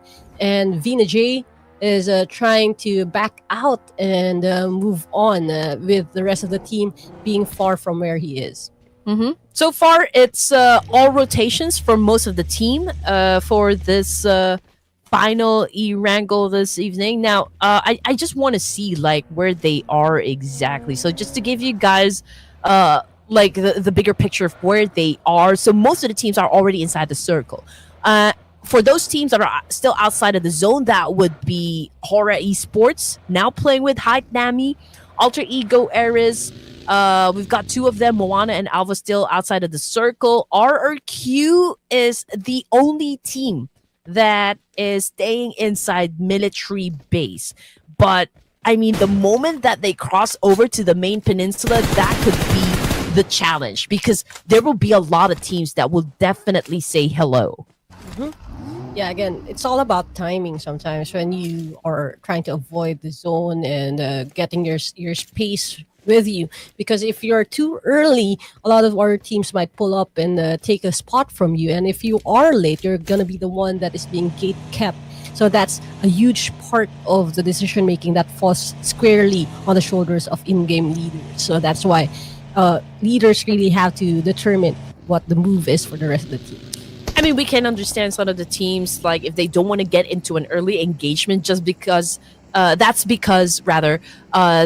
don't want to risk losing members at an early onset, which is, of course, if you can get your full squad up until the last stages of the match, and that's always going to be an advantage, right? And we do understand that some of the teams here, they don't really want to risk it just yet. They're, again, trying to be perhaps experimental with the kind of engagements that they want to have inside the battlefield, and maybe even with the rotations as well. We can see that some of the players are, like using a different name here, so we don't exactly know. I mean, like who's playing, like what's the lineup, for the team. But as for BTR, we don't even know if Zuxi is playing or like if Indralis is playing. But so far, let's see how this altercation is going to go down between BTR and Sem9. So far, we can see one of them really close with Sem9 and cooking up a nade here. Potentially could shut down at least one. But Sem9 has been getting some damage as well from behind. So there's another team just like within proximity here. Yeah, this is very interesting with this ridge that we have. So Kent is right here trying to weave in and out. While on the other side of the map, we have GLU and Claw also involved in some sort of gunfight.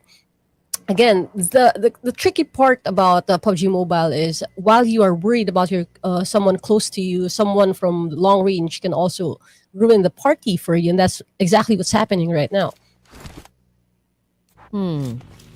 Okay, BTR trying to boost up, potentially getting a fight or an altercation up against Claw here, but coming off the kill feed though, it's the Arena versus Vampire Esports, and I can say it's a fair fight, between the two teams here. We got Joker, however, down on the ground, NC2 with 1 point in the bag here, and we've got a player from Bigatron on his knees as we speak. We've got Phobia over here, cooking up a nade here. He just threw a nade up against the opposition, was able to inflict pain, but not enough to shut anyone down at the moment. We got Claw again trying to battle it out with Fabiano T plus Kia, trying to do a dance off between this a tree in front of them. So it's like a ring around the rosy here. Yeah, that was such a great move right there for D plus Kia taking down one of the players from Claw. Again, Claw was also shooting bullets at Bigatron, and now they're facing D plus Kia right in their face. So that's a really tough decision for Claw. Again, we have all these movements across the map. We have people securing compounds for themselves, and people riding different sorts of vehicles to get around. And we have E-Arena right now with GLU close by, and then he shot one bullet and then ran away. I guess that's a way to distract your opponent, make them think twice about pushing forward. Man, just look at the situation here. RQ came from the south side, and not exactly sure if this is like a good spot to be in. They're close with Alpha 7, so that could be crucial in this situation. But then again, it all boils down at how good they are in terms of like executing their plan, because planning is just like the 50% of strategy. The other 50% is like how good you are at executing that said plan, right? But I guess one of the important things to consider in Battle Royale is having a contingency plan, right? You need to be proactive as much as possible. Now we got Joker down on the ground here. Again, E-Arena still fighting up against Vampire Esports. Got NC2 trying to make a way here, trying to still defend themselves well up against the likes of Vampire Esports. But oh no, that was an accurate shot though coming from E-Arena, putting down Miola in the process. We got Onzen also trying to find an effective angle here to gain that advantage up against E-Arena. We have Vampire Esports and E-Arena looking it head to head. And we also have the kill feed with Hora being taken down by Alter Ego. So Vampire and E-Arena still on the screen. We have two players on the second floor being pushed by Lazarus. They're trying to take their hits, but then Vampire Esports actually succeeds and takes them down. 14 teams remaining. We are at stage 3 here. Moana back on the screen. Alter Ego Ares going up against Hora Esports. Jiggle down on the ground with God Krypton moving up against High Dami and was able to take him down as well. Alter Ego Ares slowly gaining that advantage up against Hora. 2 points in the bag. Rosemary, however, had already been taken out of the equation here. Back to the lobby for him. D-Savior also coming into play here. We've got one of them currently knocked down on the ground. Same thing for Pubg, so that makes 2. E-Arena dominating, and just look at that. NC2, the only player racking up the points for the team. It's not far at all for him to be the MVP for this round. 6 points right now for E-Arena. And D-Savior joining in on the mix, getting 5 elimination points for themselves. And Hora is officially eliminated from the match. Again, exits from several teams that we are feeling right now. Vampire Esports out, Hora out, and Japan is out as well. Okay, as the zone closes in, we have movement in the map. Alter Ego still yet to get into the zone, as well as E-Arena coming off that altercation. D-Savior with one player also out of the map, and D plus Kia is also making their way on top side. So D plus Kia is actually looking at E-Arena trying to move in, and NC2 is down, and Nolbu right now making a decision to heal himself up before riding that buggy, while Fabian is safe inside the zone. Ooh, man. Shopper with an accurate kill. Alter Ego Ares getting picked up one by one here. I guess that was it. Alter Ego Ares exiting the game with only 2 points in their pockets. And just looking at the situation for the other teams here, Sem9 already managed to get into the middle of the zone. Cannot say for now if that's actually the best decision right now for Sem9. But as for Vikings, they also managed to get a compound for themselves right down there in the middle of the circle. But anyway, we're gonna go back to that in just a while because we got Claw here going head to head up against BTR. Although Pubg is the last member here trying to defend Claw. But yeah, it's doing great so far. Unfortunately, again, it's overwhelming for him to handle, a team like BDR single-handedly. So it's gonna be tough. It's an obvious outcome, but still a great performance coming from Claw, which brings us down to 11 teams remaining here. And now we're looking at Vikings going up against Sem9, and we did call it out just moments ago that this might not be the best of spot for Sem9.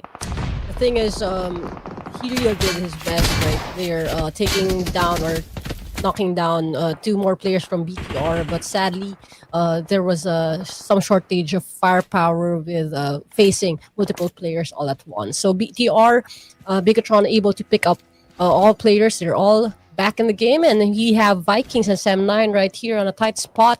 FaZe actually taking down Fabian, knocking him down, and let's see if that pulls off into FaZe to a point. But Sem9 again facing another team right now with 2 remaining players. Will they be able to survive the siege?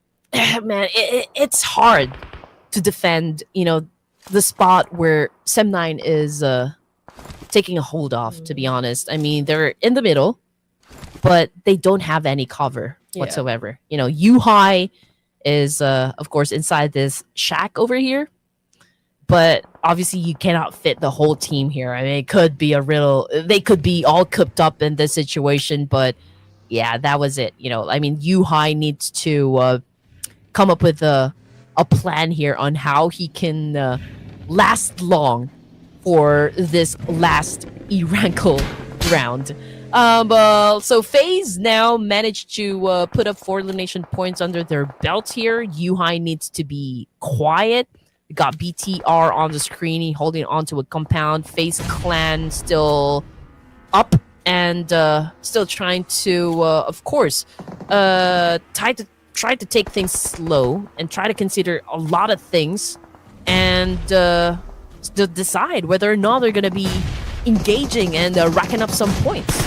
It's a marvel that D plus Kia is still alive with 4 players with the number of altercations they've had with several different other teams, while Alpha 7 and the RRQ are trying to enjoy their moment of peace. But right now, I think they will have to come face to face with Nongshim Red Force on the south side of the circle.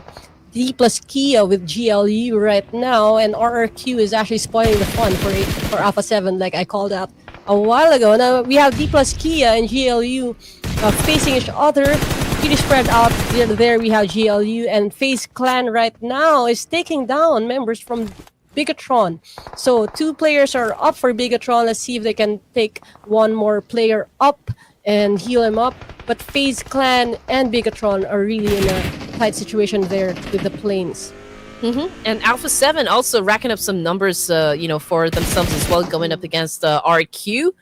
D plus Kia now moving in like the predators that they are, making sure that they will be winning the fight here.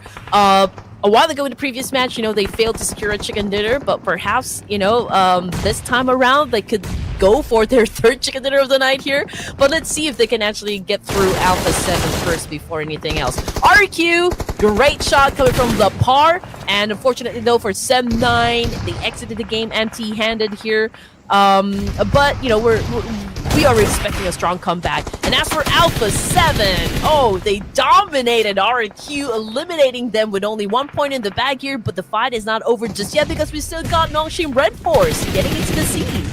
Yeah, this is the thing about that south side. We have 3 players tight, moving towards each other, and that's to be expected. Now, BTR is knocked down by D plus Kia. I'm actually rooting for FaZe Clan because that's my prediction for you, Red Queen. I'm hoping you get that point right now because Alter Ego is out of the equation. But yeah, we have Alpha 7 on the screen moving in with Nongshim Red Force and NS Red Force still with 4 players, while Alpha 7 only has 3 after that clash with RRQ. Let's see who gets to get in and get that safe spot down the south side. Okay. Here we go. Alpha 7, the defending champions for the Ruthless Invitational Showdown, going up against NS Red Force. We got Revo cooking up a nade here, throwing up against Alpha 7, but not hitting anyone just yet. We got Doc C. We got a doctor in the house right behind this big rock.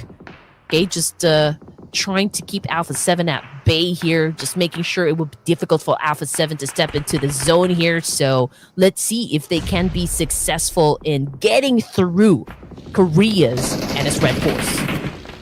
Now we have Kent from Bigatron trying to find a safe spot for himself. This is a three-team clash right here. We have Alpha 7, T plus Kia, and FaZe Clan looking at each other, trying to avoid losing one more member, and we have D plus Kia all clumped down together with their vehicles right there in the middle of it all. Let's see if the leaders can be taken out of this match. And the zone is closing in with all the players trying to move in and get the spot again.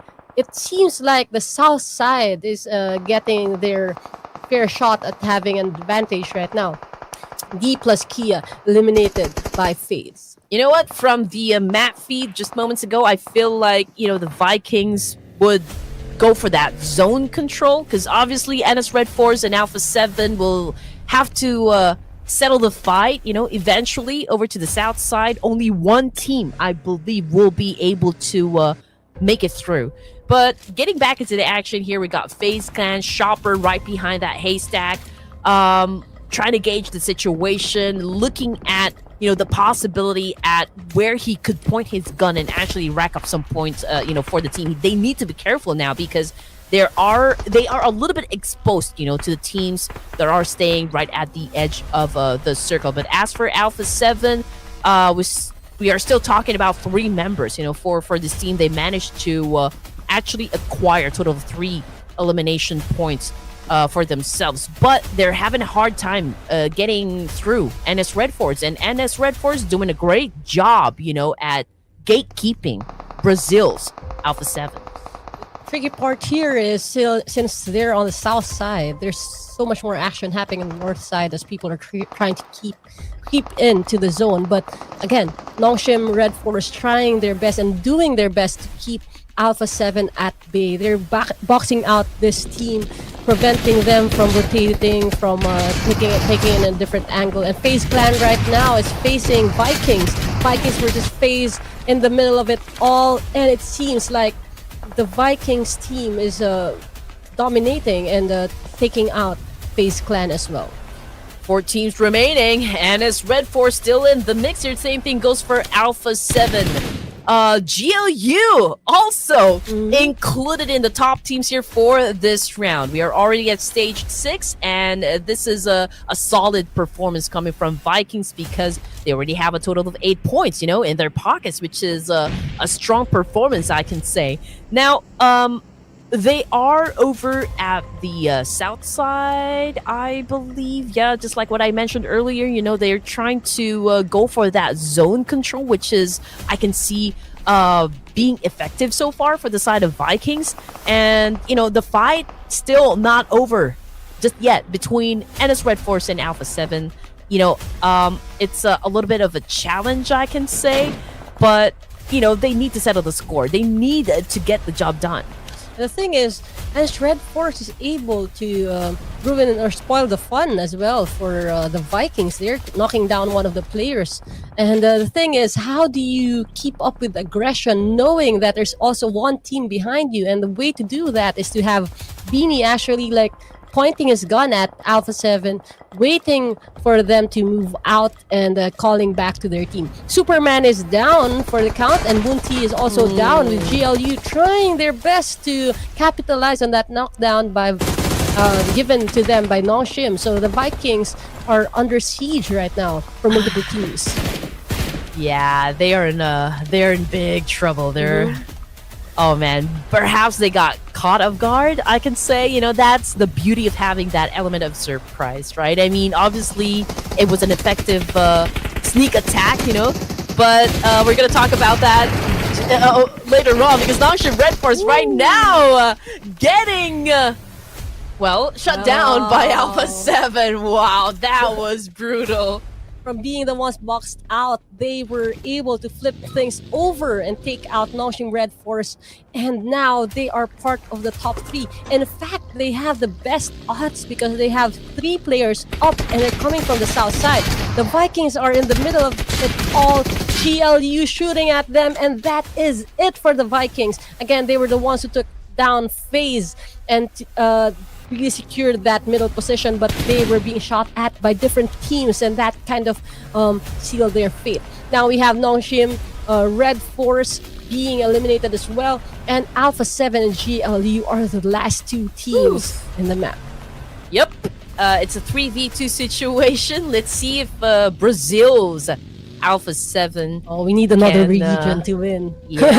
can deliver a chicken dinner, for their fans. And so far, we can see that Alpha 7 obviously going in for a pinch here. Great spot coming from Carrillo, getting a point in his pocket, which brings a GLU squad down to their last member.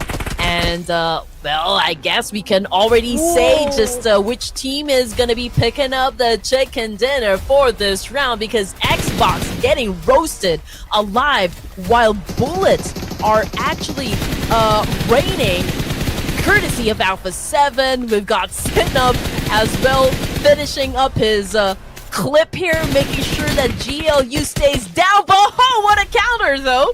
But yeah, again, just like what I said, it will be an obvious outcome. Alpha 7 definitely will be the team dominating this round. I must say, everyone in the poll section, if you cast your vote, everyone at least gets one win. So we have one representative from the Americas. We have a Brazilian team securing a win. So right now, from all the choices in the polls, every region already secured at least one chicken dinner for themselves. So that is such a great game for everyone. And I would say this first night for this season 11 is turning out to be one heck of an entertaining saga. I feel like the only region missing from, or like lacking in this tournament, would be teams coming from MENA. Maybe Right? sometime soon. Because we got CSA, we got Southeast Asia, we got, of course, teams from Japan and Korea. And again, it's an exciting part of the tournament we're in. We can have all of these superstars, in one lobby, and I just have to give props, for Ruthless, because they're the only ones doing this kind of thing. Again, this is the most the highly anticipated off-season tournament in the community. So thank you guys for always supporting, of course, Ruthless Hype Esports. I mean, these guys, you just have to give it to them. They always come up, with a great tournament, like what we need to make or let the community stay happy and of course alive. Yeah, I must say that whole sequence when they were being boxed out of moving an inch because Nongshim Red Force was on their tail, and then flipping it over and getting that chicken dinner, they really fought a lot of odds to get to where they are. And as you can see, again, with one of my favorite stats, the travel distance, 13.035 meters. That just means that they really moved around the map, trying to make sure that they have an even chance of landing a win. So again, hats off to Alpha 7 Esports. Great decision making on their part, and going head to head with GLU squad. They have 1,400 plus damage versus 1,500. Again, a pretty even fight in terms of damage, but Alpha 7 dominating with 8 elimination points and getting 3 members to join that last zone. To be honest, it was a great surprise for me. NS Red Force getting taken down just like that. I mean, they do have all the advantage working out for them, facing up against Alpha 7, because they do have, of course, a little bit of that elevation, and they were in position. So Alpha 7 really did have a hard time getting through NS Red Force, but just like what you mentioned, they were able to flip the script, and Alpha 7 did an amazing job so far getting included in the top teams here and also securing the chicken dinner for match number 5 here in Erangel. And as for the other top performers, we have to give it to, of course, NC2 V Arena. We got Superman right here coming from Vikings. Nobu coming from D plus Kia, also included in the lineup of the overall top performers for day number 1. And Carillo coming from Alpha 7, putting out a total of 3 elimination points and a total of 37.5% for team contribution. So over here on our match leaderboard, we have with 18 points, of course, the people or the group with the chicken dinner. We have Alpha 7 with 10 placement points and 8 eliminations, followed by Vikings with also 8 eliminations, and the very active FaZe Clan with 9 elimination points, running up the top 3 podium finish. Sadly, we have Sem9, Claw Slayers, Hora, and Kinotrope with 0 points total for this match, but really a great way to shake things up in terms of the leaderboard, because this time we have D plus Kia just getting a single digit point for this round. Well, a first time for them, I guess. Yeah. Because they were able to secure 2 chicken dinners. I feel bad though for Japan's Kinotrope Gaming. This is the first time that I've casted a tournament with them actually participating in this lobby. And after match number 5, they still haven't gotten any points, for themselves. But perhaps, they could go back to the drawing board. Yeah. Right. I mean, after this day, they will have a chance to go through this first broadcast and be able to come up with a much more effective plan, for day number 2 of the playoffs. Definitely. And we can see right here, we have more throwables used again. From match 1, we only had 105, if I remember. And now we have 260 throwables being used. A testament to how action-packed this is. Again, that last stage, with part of it being the planes, is so important to have that kind of mix-up where you don't really actually know where everyone is shooting from. So that's really, really great. Over here, we have our overall rankings as of match 5 of day 1. We have Bigatron on number 9 spot and Sem9 at number 16. A lot more teams are expected to shake things up as well. A lot of movement in the leaderboard, with Nongshim Red Force jumping up to number 10, taking a huge leap, 8 spots to be specific.